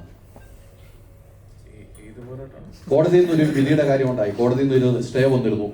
അത് കോടതിയിൽ ഇപ്പം നിങ്ങൾക്ക് അനുകൂലമായി എന്ന് പറയുന്നു, എന്നാൽ അവർ പറയുന്നു അനുകൂലമായിട്ടില്ല എന്ന്. വീണ്ടും അവർ ഈ കോടതിയിൽ പോകുന്നു, ഇരുന്നാലക്കുട കോടതിയിൽ പോകുന്നു എന്ന് പറയുന്നു. അതെങ്ങനെയാണ് കാണുന്നത്? ഇല്ലല്ല, അതൊരു എക്സ്പീരിയൻസ് ആയിരുന്നു. ഇതിനു മുമ്പ് ഞങ്ങൾ വിമാനം ചെയ്യുമ്പോഴും ഇങ്ങനെ ഒരു എക്സ്പീരിയൻസ് ഉണ്ടായിരുന്നു, എബി എന്ന് പറയുന്ന സിനിമയായിട്ടുള്ള. അപ്പോൾ അതുകൊണ്ടിട്ട് അത് വലിയൊരു പ്രശ്നമായിട്ട് തോന്നിയില്ല. പക്ഷേ ഇതൊരു പ്രോസസ്സാണ്. ഒരാൾ കേസ് കൊടുക്കുന്നു, നമ്മൾ അതിന് അഗൻസ്റ്റ് ആയിട്ട് ഈവൻ കൊടുക്കുന്നു. കുഴപ്പമില്ല, പരിപാടികളെല്ലാം ഓൾമോസ്റ്റ് സ്മൂത്തായിട്ട് തീർന്നിട്ടുണ്ട് അല്ലേ? ഈ അവിടെ ഉണ്ടായിരുന്ന നിങ്ങളിപ്പോൾ ലൊക്കേഷൻ എല്ലാം പൃഥ്വിരാജ് ഉള്ളപ്പോൾ നിങ്ങൾ അവിടെ രണ്ടുപേരും ഉണ്ടാകുമ്പോൾ കുറേ രസകരമായ അനുഭവം ഉണ്ടായിട്ടുണ്ട്. അതിൽ ഏറ്റവും ഓർത്തെടുക്കാൻ പറ്റിയ ഒരു അനുഭവം എന്തായിരിക്കും പൃഥ്വിരാജുമായിട്ട് അവിടെ ഉണ്ടായ രസകരമായ അനുഭവം? ഓക്കെ, അല്ല, ഇതിൻ്റെ ഒരു ക്ലൈമാക്സ് ഷൂട്ട് ചെയ്തുകൊണ്ടിട്ടിരിക്കുമായിരുന്നു കോട്ടയത്ത്. അപ്പോൾ എന്താണെന്ന് വെച്ചാൽ ആ ക്ലൈമാക്സ് ഒരു 8-9 ദിവസമായിരുന്നു പ്ലാൻ ചെയ്തത്. അത് പക്ഷേ ഒരു 14-15 ദിവസത്തോളം പീവിന് പോയി. അതുകൊണ്ടിട്ട് ഒത്തിരി ക്രൗഡ് ഉണ്ടായിരുന്നു. 10,000 ജൂനിയർ ആർട്ടിസ്റ്റുകൾ, പിന്നെ പള്ളി പെരുന്നാൾ, അങ്ങനത്തെയുള്ള ഒത്തിരി പരിപാടികളുണ്ടായിരുന്നു. അപ്പം ഇതിങ്ങനെ മാറിപ്പോയിട്ടുണ്ട്. മുമ്പേ വിവേക് ഒബ്രോയ് തന്നെ പറഞ്ഞ പോലെ നമ്മളിങ്ങനെ ഇടയ്ക്ക് ഷൂട്ട് ചെയ്യും, പിന്നെ അതങ്ങനെ എന്തെങ്കിലും ഒരു കാരണവശാൽ അത് നിന്നു പോകും, പിന്നെ വീണ്ടും അത് നെക്സ്റ്റ് ഡേ ഷൂട്ടാണ്. അപ്പോൾ അങ്ങനെ ഡേയ്സ് തള്ളിപ്പോയപ്പോൾ വിവേക് ഒബ്രോയ്ക്കും ഡേറ്റ് ഇല്ല, രാജുവിനാണേലും ഇത് തീർത്തിട്ട് ആടുജീവിതത്തിൻ്റെ ചേട്ടൻ പറഞ്ഞുകൊണ്ടിട്ടിരിക്കുന്നു. അങ്ങനത്തെ പ്രശ്നങ്ങളുണ്ട്. അപ്പം ഞാനവിടെ നമ്മൾ ക്ലൈമാക്സ് ഷൂട്ട് ചെയ്യുക, വലിയ സെറ്റപ്പ് അവിടെ ഉണ്ട്, പള്ളി പെരുന്നാൾ, ആളുകൾ, കടകൾ, അങ്ങനത്തെയുള്ള കാര്യങ്ങളെല്ലാം. അപ്പം എന്താണെന്ന് വെച്ച് കഴിഞ്ഞാൽ അവിടെ നമ്മൾ ഈ പോത്തുകൾ, പന്നിക്കൂട്ടങ്ങളൊക്കെ ഇപ്പം ഇവനുണ്ടായിരുന്നു. അപ്പോൾ 100-500 പന്നികൾ വന്നു കഴിഞ്ഞപ്പം ഇവൻ പറഞ്ഞ് എടുത്തുകൊണ്ട് പോകാൻ പറഞ്ഞു. അവിടെ ഉള്ളവർ തന്നെ അതിന് തന്നെ ഭയങ്കര മണമായിരുന്നു. അതുകൊണ്ടിട്ട് അത് എടുത്തുകൊണ്ട് പോകാൻ പറഞ്ഞു. ഈ പോത്തെന്ന് പറഞ്ഞു കഴിഞ്ഞാൽ ഭയങ്കര വലുപ്പമുള്ള പോത്താണ്. അപ്പോൾ എന്താണെന്ന് വെച്ചാൽ അതിങ്ങനെ ഒത്തിരി പോത്തുകളുണ്ട്. അപ്പോൾ അതിനാണെങ്കിലും ഇത് ഡെയിലി ഭയങ്കര എക്സ്പെൻസ്. ഇതിനൊരു 1.5 ലക്ഷം രൂപ ആവും. അത്രയും പോത്തുകൾക്ക് 1.5-2 ലക്ഷം രൂപ ആവും ഭക്ഷണം തന്നെ കൊടുക്കാനായിട്ട്. അപ്പോൾ അത് കൊടുത്ത് ഇങ്ങനെ മെയിൻറ്റെയിൻ കൊണ്ടിട്ടിരിക്കുകയാണ്. അപ്പോൾ ഈ ഡേറ്റ് ഇങ്ങനെ തള്ളിപ്പോയപ്പോൾ പറഞ്ഞ്, അതായത് ഇവർക്ക് ഡേറ്റ് ഇല്ല, അതായത് വിവേക് ഒബ്രോയ്ക്ക് ഡേറ്റ് ഇല്ല, എനിക്ക് പോകണം ലിസ്റ്റിന്, ഇത് പെട്ടെന്ന് എൻ്റെ എടുത്തിട്ട് തീർക്കാൻ വേണ്ടിയിട്ട് എനിക്ക് വേറെ കമ്മിറ്റ്മെൻ്റ് ഉണ്ടെന്നൊക്കെ പറഞ്ഞു. അപ്പോൾ ഈ പോത്ത് തന്നവൻ പറഞ്ഞ് കൃഷ്ണനെ നാളെയും കൂടെ ഉള്ള ഈ പോത്തിന്റെ ഷോട്ട് എടുക്കുന്നില്ല. പോത്തിനോട് പറഞ്ഞ് കൃഷ്ണനെ ഈ ഞായറാഴ്ച ഇത് വെട്ടമുള്ള പോത്താണ്, നിങ്ങൾ ഷൂട്ട് ചെയ്യുകയോ ഷൂട്ട് ചെയ്തില്ലയോ. അതിൻ്റെ അകത്ത് ഞാൻ പറഞ്ഞു, എടാ നീ ഒന്നുകൂടെ വെയിറ്റ് ചെയ്യും, ഇതിനുള്ള ഭക്ഷണം നമ്മൾ ഇപ്പം കൊടുക്കാം, നമ്മൾ തരാം. ഭക്ഷണത്തിൻ്റെ അല്ല, നിങ്ങൾ ഭക്ഷണം തന്നാലും പൈസ ഒന്നുമല്ല പ്രശ്നം, ഈ ഞായറാഴ്ച വെട്ടാൻ പോത്തില്ല, സംഗതി ഞായറാഴ്ച പോത്ത് കൊടുക്കണം എന്ന് പറഞ്ഞു. അപ്പം ഞാൻ ചെന്ന് ഷാജിച്ചേട്ടനോട് പറഞ്ഞു, ഷാജിച്ചേട്ടൻ ഇപ്പം വിവേക് ബ്രോയ്ക്ക് ഡേറ്റിലായിരിക്കും, പൃഥ്വിരാജിന്റെ ഡേറ്റിലായിരിക്കും, പക്ഷെ പോത്ത് അവിടെ കിട്ടത്തില്ല. പോത്തുകാരൻ ഏതായാലും ഞായറാഴ്ച ഉണ്ടാകത്തില്ല, അതുകൊണ്ടിട്ട് നീ പോത്തിനോട് എങ്ങനെയെങ്കിലും ഒന്ന് പറഞ്ഞ് അഡ്ജസ്റ്റ് ചെയ്യാൻ പറ. ഞാൻ പറഞ്ഞു ഞാൻ എങ്ങനെയാണ് പോത്തിന്. അപ്പൊ ഷാജിച്ചേട്ടനും ആ ഒരു ഇതിൽ നിൽക്കുവാണ്, കാര്യം എങ്ങനെയാണ് ഷൂട്ട് നടക്കണം. കാര്യം അപ്പൊ അവിടെ ചപ്പാത്തി കിട്ടിയില്ല, ഒരുത്തിന് പൂത്ത ചപ്പാത്തിയാ, ഇത് നമ്മളാണ് ചപ്പാത്തി ഉണ്ടാക്കുന്നത്, ഓരോ കടകളിൽ നിന്ന് വാങ്ങുന്നതല്ലേ, ഇത് കൂട്ടുള്ള വർത്തമാനങ്ങളുടെ ഇടയിൽ. അപ്പൊ പിന്നെ ഇതിന്റെ ഇടയിൽ നമ്മൾ പ്രൊഡ്യൂസ് ചെയ്യുന്നു. വളരെ രസകരമായിട്ടുള്ള ഒരു അനുഭവമായിരുന്നു. പോത്തിനോടും കമ്മ്യൂണിക്കേറ്റ് ചെയ്യുക, ആർട്ടിസ്റ്റിനോടും കമ്മ്യൂണിക്കേറ്റ് ചെയ്യുക. ഇനിയും ഒരു ചോദ്യം രാജുവേട്ടനും അതായത് നമ്മുടെ പറയുന്നുണ്ട് ഈ അടുത്ത സമയത്തെല്ലാം റിയലിസ്റ്റിക് സിനിമകളാണ് മലയാളത്തിൽ കൂടുതലും വന്നിട്ടുള്ളത്. അപ്പം നമ്മൾ അന്യഭാഷാ സിനിമകളിലൊക്കെ ഈ നായകൻ അമാനുഷിക കഥാപാത്രം പോലെ തല്ലുന്നു, പോലീസിനെ അടിക്കുന്നു, അങ്ങനെയൊക്കെയുള്ള കഥാപാത്രങ്ങൾ വരുന്നു. അപ്പോൾ അത്തരം കഥാപാത്രങ്ങൾ മലയാളത്തിൽ നമ്മൾ ഉപയോഗിക്കുമ്പോൾ അല്ലെങ്കിൽ ഒരു സിനിമയായിട്ട് വരുമ്പോൾ അതിനെന്തെങ്കിലും തരത്തിലുള്ള വിമർശനങ്ങൾ, ഒരു നിരൂപക വശത്ത് നിന്ന് ഒരു എഴുതിക്കൊല്ലുന്ന രീതി പ്രവണതയൊക്കെ ഉണ്ടാവാൻ സാധ്യതയുണ്ട്. അതിനെ എങ്ങനെ നോക്കിക്കാണും? രാജുവിനോടോ? എല്ലാ സിനിമകളും എല്ലാവർക്കും ഇഷ്ടപ്പെട്ടു കൊള്ളണം എന്നൊരു കാവിയേറ്റ് ഒന്നും ആർക്കും വെക്കാൻ പറ്റില്ല. എനിക്ക് തോന്നിയിട്ടുള്ളത് ഒരു സിനിമയുടെ റിലീസിന് മുമ്പായിട്ട് വളരെ ഓണസ്റ്റ് ആയിരിക്കണം ആ സിനിമയുടെ മേക്കേഴ്സ്. ഇപ്പൊ നിങ്ങളോട് ഈ സിനിമ എന്താണെന്ന് ഞങ്ങൾ സംസാരിക്കുമ്പോൾ പൂർണ്ണ സത്യസന്ധതയോടുകൂടിയാണ് ഞങ്ങൾ പറയുന്നത് ഇത് എത്തരത്തിലുള്ള സിനിമയാണ്, എത്തരത്തിലുള്ള സിനിമ ചെയ്യാനാണ് ഞങ്ങൾ അറ്റംപ്റ്റ് ചെയ്തിരിക്കുന്നത്, എത്തരത്തിലുള്ള സിനിമ കാണാൻ പ്രതീക്ഷിച്ച് വേണം നിങ്ങൾ വരാൻ, എല്ലാം ഞങ്ങൾ പറഞ്ഞിട്ടുണ്ട് അല്ലേ. അപ്പോൾ ആ കാര്യത്തിൽ യാതൊരുവിധ കൺഫ്യൂഷനും ഇനി ഉണ്ടാകാൻ പാടില്ല എന്ന് എനിക്ക് തോന്നുന്നു. ഇതൊക്കെ പറഞ്ഞാലും നായകൻ 10 പേരെ ഇടിക്കുന്ന സീൻ ഇതിലുണ്ട്. നായകൻ ഭയങ്കരമായി 5-6 പേര് ഒരുമിച്ച് വന്നാലും നായകനെ കീഴ്പ്പെടുത്താൻ കഴിയുന്നില്ല എന്ന് തോന്നിക്കുന്ന ആക്ഷൻ സീക്വൻസുകൾ ഇതിലുണ്ട്. അതെല്ലാം ഈ സിനിമയിലുണ്ട്. ഒപ്പം അത്തരം സീനുകൾക്ക് ഒരു മോട്ടിവേഷൻ ആയിട്ട് വരുന്ന ഒരു ഇൻട്രസ്റ്റിംഗ് ആയിട്ടുള്ള ഒരു കഥയും ഈ സിനിമയ്ക്ക് ഉണ്ടെന്നാണ് എന്റെ വിശ്വാസം. അല്ലാതെ കുറെ ഒരു 5 ഫൈറ്റ് എടുത്തിട്ട് ഈ ഫൈറ്റുകൾക്കിടയിൽ കുറച്ച് സീനുകൾ കുത്തിക്കയറ്റി അങ്ങനത്തെ ഒരു സിനിമയല്ല. അതിനകത്ത് ഇൻട്രസ്റ്റിംഗ് ആയിട്ടൊരു പ്ലോട്ട് ഉണ്ട്, കഥയുണ്ട്. ആ കഥാഗതി സഞ്ചരിക്കുന്ന രീതി വളരെ ഇൻട്രസ്റ്റിംഗ് ആണ്. എന്നാൽ ഈ പറഞ്ഞ എല്ലാം ഇതിലുണ്ട്. ഇപ്പൊ നിങ്ങൾ ഈ സിനിമ കണ്ടിട്ട് നിങ്ങളുടെ ചോദ്യങ്ങൾ ഒരാൾക്ക് 7 പേരെ ഇടിക്കാൻ പറ്റുമോ എന്നൊക്കെയാണെങ്കിൽ ഈ സിനിമയ്ക്ക് യാതൊരു പ്രസക്തിയുമില്ല. ഈ സിനിമ ഞാൻ കണ്ടു, തിയേറ്ററിൽ ഞാൻ എൻജോയ് ചെയ്തു. എനിക്ക് ആക്ഷൻ സിനിമകളും ഇത്തരം ഫൈറ്റുകളൊക്കെ കാണാൻ ഇഷ്ടമാണ്. ഒപ്പം ഇൻട്രസ്റ്റിംഗ് ആയിട്ടൊരു കഥയും രസകരമായിട്ടുള്ള കുറെ സീനുകളും ഞാൻ കണ്ടു എന്നതാണ് നിങ്ങൾക്ക് ഈ സിനിമ കണ്ടു കഴിഞ്ഞിട്ട് തോന്നേണ്ടത് എന്നുള്ളതാണ് എൻ്റെ ആഗ്രഹം. അതിനുവേണ്ടിയാണ് ഈ സിനിമ ഞങ്ങൾ ചെയ്തിരിക്കുന്നത്. അതിനപ്പുറത്തേക്ക് സിനിമയ്ക്ക് ഒരു ക്ലെയിമും ഇല്ല. അതിനപ്പുറത്തേക്ക് ഈ സിനിമ ഇത്തരത്തിലുള്ള സിനിമയാണെന്നോ അത്തരത്തിലുള്ള സിനിമയാണെന്നോ ഒരു അവകാശവാദങ്ങളും ഇല്ലാത്ത സിനിമയാണ്. പിന്നെ എനിക്കൊരു തോന്നലുണ്ട്, നമ്മൾ മലയാളത്തിൽ നല്ല സിനിമകൾ എടുത്തുകൊണ്ടിരിക്കുന്ന കാലമാണ് ഇപ്പോൾ. ഒപ്പം ഇങ്ങനത്തെ സിനിമകൾ ഉണ്ടാകണം എന്നൊരു തോന്നൽ എനിക്കുണ്ട്. ഒരു പ്രത്യേക ടൈപ്പ് സിനിമകൾ ചെയ്യാൻ പറ്റാത്ത ഇൻഡസ്ട്രിയാണ് മലയാളം ഇൻഡസ്ട്രി. എന്നൊരു നരേറ്റീവ് ഉണ്ടാകാൻ പാടില്ല. എല്ലാം നമുക്ക് ചെയ്യാൻ പറ്റണം എന്നുള്ളതാണ് എൻ്റെ ആഗ്രഹം.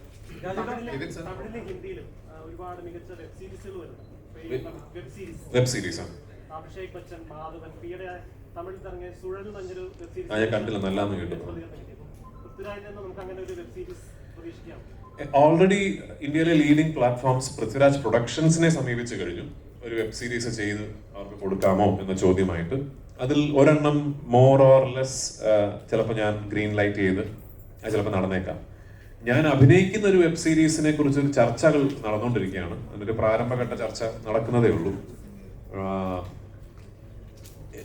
എന്നോട് ചോദിക്കുകയാണെങ്കിൽ ഇതെല്ലാം ഈക്വലി ഡിസേർവിംഗ് ആണ്. ഇപ്പോൾ വിവേകിന്റെ ഇൻസൈഡ് എഡ്ജ് എന്ന് പറയുന്ന web series is such A huge success. You are on season 3 now അല്ലേ?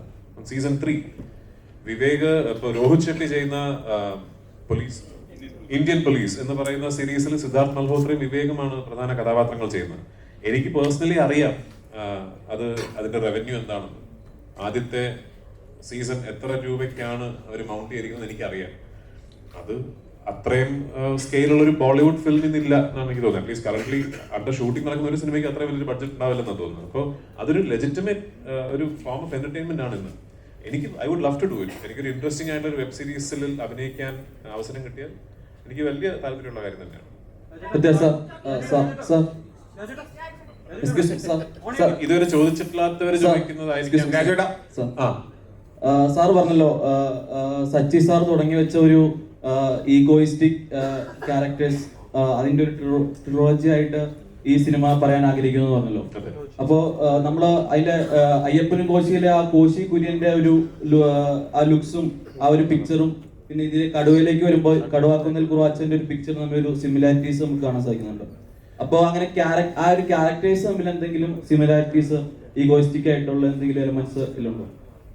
സത്യത്തിൽ ഈ മെയ്ഡ് ഈഗോയിന്റെ ട്രിലജി എന്ന വാക്യം സച്ചിയാണ് എന്നോട് ആദ്യം പറയുന്നത്.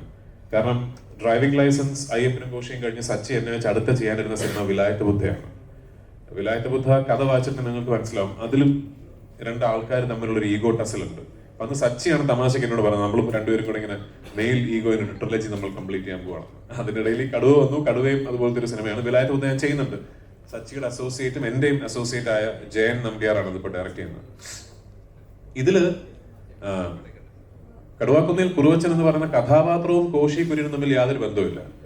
കാരണം കോശി ഒരു അണ്ടർ അച്ചീവറാണ്, കോശി ഒരു ഉഴപ്പനാണ്. കോശി ലൈഫിൽ വലിയ ആസ്പിറേഷനോ ആഗ്രഹങ്ങളോ ഒന്നും ഇല്ലാത്ത ഇങ്ങനെ എന്തായാലും അപ്പന് കുറച്ച് സ്വത്തൊക്കെ ഉണ്ട്, അതൊക്കെ നോക്കി നടത്തി അയാളുടെ വെള്ളോടിയും കാര്യങ്ങളുമായിട്ടൊക്കെ ഇങ്ങനെ നടക്കുക എന്ന് പറഞ്ഞിട്ട് ഉഴപ്പനാണ്. കുറുവച്ചൻ അതല്ല. കുറുവച്ചൻ ഭയങ്കര അച്ചീവറാണ്, ഭയങ്കര സക്സസ്ഫുൾ ബിസിനസ് മാൻ ആണ്, സക്സസ്ഫുൾ പ്ലാനർ ആണ്, ഭയങ്കര പ്രൗഡ് ഫാമിലി മാൻ ആണ്. അയാളുടെ നാട്ടുകാർക്കും അയാളുടെ വീട്ടുകാർക്കും എല്ലാം ഭയങ്കര ഉപകാരവും സഹായവും ചെയ്യുന്ന ഒരാളാണ്. അത് തന്നെയാണ് ആക്ച്വലി ജോസഫ്. സെയിം ആണ് ജോസഫും. ഇൻഫാക്ട് കുറുവച്ചൻ ജോസഫും തമ്മിൽ ആദ്യം കാണുന്ന സീനിൽ കുറുവച്ചൻ ജോസഫിനോട് ആദ്യം പറയുന്നത്, എടോ താൻ ഞങ്ങൾ പാലാക്കാരുടെ അഭിമാനമാകട്ടോ എന്നാ ജോസഫിനോട് കുറുവച്ചൻ ആദ്യം പറയുന്നത്. അപ്പൊ അത്തരത്തിൽ രണ്ട് ക്യാരക്ടേഴ്സ്. അപ്പൊ അതിൽ ഭയങ്കര ഡിഫറൻസ് ഉണ്ട് ക്യാരക്ടേഴ്സ് തമ്മിൽ. Sorry So we have some huge fans of the show inside and here. Thank you. Actually, we would like to know if there will be a 4th season coming up with the same. Even I'd like to know. No, I think, the contract that we all signed was a 3-season contract. It's one of Amazon's most successful shows. And Prime Video's very excited about planning the future of it. Because I think it was also India's first Emmy-nominated show. So it's done phenomenally well for both the platform, for all of us involved. But I think the plan is to decide whether to do a 4, 5, 6. You have 1, 2, 3, and then whether there is a plan to decide a 4, 5, 6, which is why the end of 3 is open-ended, because they may look at doing that. But that's a big commitment from everybody involved, right? So we started when nobody even heard of OTTs in India at that time, and now it's a big craze. So currently with the same platform, with Prime Video, I'm doing India's biggest show, I think. It's called Indian Police Force, which Rohit Shetty has created his, like you have the Marvel Comics universe, the MCU, you have the RCU, which is Rohit's cop universe. And he's mounted that on a phenomenal scale. I was just sharing with Prithvi the other day that this is allowing us to explore a certain kind and style of content making, which normally films will not allow you to do. So it's very exciting, and I hope that both of us get to do something exciting together on the OTT space. So this will be the last question. Okay, the last question. അപ്പൊ എന്നാ ചോദിച്ചിട്ടില്ലാത്ത ഒരാളെ ചോദിക്കട്ടെ please. അയ്യോ ഒരുപാട്. Okay, so ചോദിക്കാത്ത ആരെങ്കിലും ഒരാൾ. രാജേട്ടാ ഒന്നുമില്ല. ഓക്കെ ചോദിച്ചേട്ടാ. ഇപ്പം ലാലേട്ടന്റെ കൂടെ ലൂസിഫർ, ബ്രോഡാഡി ഇതിലൊക്കെ അഭിനയിച്ചു. അപ്പം ആക്ഷൻ ലൂസിഫറിൽ രാജേട്ടൻ നേരത്തെ പറഞ്ഞു ലൂസിഫറിനെ കുറിച്ച് ഇപ്പോൾ ഷാജിയേട്ടന്റെ ഫിലിമിന്റെ ഇതിലെ ഒരു ആക്ഷൻസുമായിട്ട് ബന്ധപ്പെട്ട രീതിയിലുണ്ടെന്ന് പറഞ്ഞു. അപ്പം അതേപോലത്തെ ആക്ഷൻ ഫിലിം ഇപ്പം വെയിറ്റിംഗ് ആയിട്ടുള്ള ഇപ്പം ഇവിടെ ഇപ്പം ലാലേട്ടൻ ഫാൻസ് ഉണ്ടാവും, മമ്മൂക്ക ഫാൻസ് ഉണ്ടാവും, രാജുവേട്ടൻ ഫാൻസ് ഉണ്ടാവും. Thank you. ഇപ്പം ഓക്കെ, അപ്പം ഇനിയിപ്പം മമ്മൂക്കായുമൊത്ത് ഒരു ആക്ഷൻ പടം പൃഥ്വിരാജ് പ്രൊഡക്ഷൻസിന്റെ ബാനറിൽ ഇനി പ്രതീക്ഷിക്കാമോ പ്രേക്ഷകർ? അയ്യോ, എനിക്ക് മമ്മൂക്ക വെച്ചാൽ ഞാൻ ഒരു സ്ക്രിപ്റ്റ് കിട്ടിയാൽ ഉറപ്പായിട്ട് ഞാൻ വണ്ടി എടുത്ത് വീട്ടിൽ പോകും. അപ്പൊ ഈ ലൊക്കേഷന്റെ ഇടയിൽ എപ്പോഴെങ്കിലും ഷാജിയേട്ടൻ ഈ മമ്മൂക്കനെ വെച്ചിട്ട് ഒരു ആക്ഷൻ പടം എടുക്കണം എന്ന് സംസാരിച്ചിട്ടുണ്ടോ? എന്തെങ്കിലും എന്നോട് അങ്ങനെ അദ്ദേഹം ഒരു സബ്ജക്റ്റിനെ പറ്റി പറഞ്ഞിട്ടില്ല. അങ്ങനെ ഒരു സബ്ജക്ട് ഉണ്ടെങ്കിൽ അദ്ദേഹത്തിന് എന്നെ ഇപ്പൊ ഷാജിയേട്ടനാണെങ്കിൽ ഉറപ്പായിട്ട് എടുത്ത് സംസാരിക്കാമല്ലോ. അപ്പൊ അങ്ങനെ എനിക്ക് ആ സബ്ജക്ട് ഇഷ്ടപ്പെട്ടാൽ ഞാൻ തന്നെ വണ്ടി എടുത്ത് പോയി നമുക്ക് എടുത്ത് സംസാരിക്കും. എനിക്ക് എന്താണ് കുഴപ്പം, എനിക്കല്ലേ ഗുണം.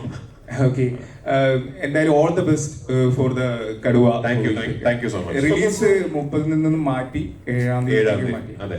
അപ്പോൾ എന്തെങ്കിലും ഈ പ്രൊമോഷന്റെ ഇതുമായിട്ട് ബന്ധപ്പെട്ട് എന്തെങ്കിലും പ്രശ്നങ്ങളോ കാര്യങ്ങളോ? അല്ല, ഞങ്ങൾക്ക് ഒരു സിനിമയുടെ ഒരു ലിറ്റിഗേഷൻ ഉണ്ടായിരുന്നു. അത് തീരുന്നു.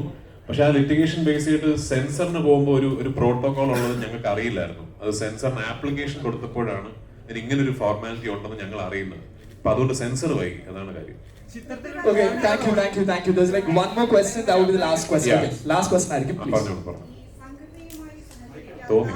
സംഘടനയുമായി സഹകരിക്കാത്ത നടന്മാർക്ക് ആനുകൂല്യം ഉണ്ടാവില്ല. ഈ 2 വർഷത്തോളം സംഘടനയുടെ പരിപാടികളിൽ പങ്കെടുക്കാത്തവർക്ക് ആനുകൂല്യം ഉണ്ടാവില്ല എന്ന് ഇന്നലെ അമ്മ സംഘടനയിൽ പറയുകയുണ്ടായി. അതിനോട് എന്താണ്? എനിക്ക് സത്യത്തിൽ ഇന്നലെ അമ്മ സംഘടനകളുടെ മീറ്റിംഗിൽ ഞാൻ പങ്കെടുത്തിട്ടില്ല. അവിടുന്ന് ഒരു ഇമെയിൽ വരുമായിരിക്കും, ഇതൊക്കെയാണ് സംഘടനയിൽ എടുത്ത തീരുമാനങ്ങൾ. അത് വായിച്ചതിന് ശേഷം അതിനെക്കുറിച്ച് അഭിപ്രായം പറയാം. അതുപോലെ തന്നെ ഈ വിജയ് ബാബുവിനെതിരെ കോടതിയുടെ തീരുമാനം വന്നതിന് ശേഷം മാത്രം മതി നടപടി എന്നൊരു നിലപാട് കൂടെ അമ്മ എടുത്തിട്ടുണ്ട്. ആ നിലപാടിനോട് പൃഥ്വിരാജിന്റെ പ്രതികരണം എന്താ? തീർച്ചയായിട്ടും നമ്മൾ അതിനെക്കുറിച്ച് സംസാരിക്കുന്ന ഒരു 1-on-1 ചാറ്റിൽ ഞാൻ നിലപാട് പറയാം. This I would like to keep the narrative to Kaduva and its promotions.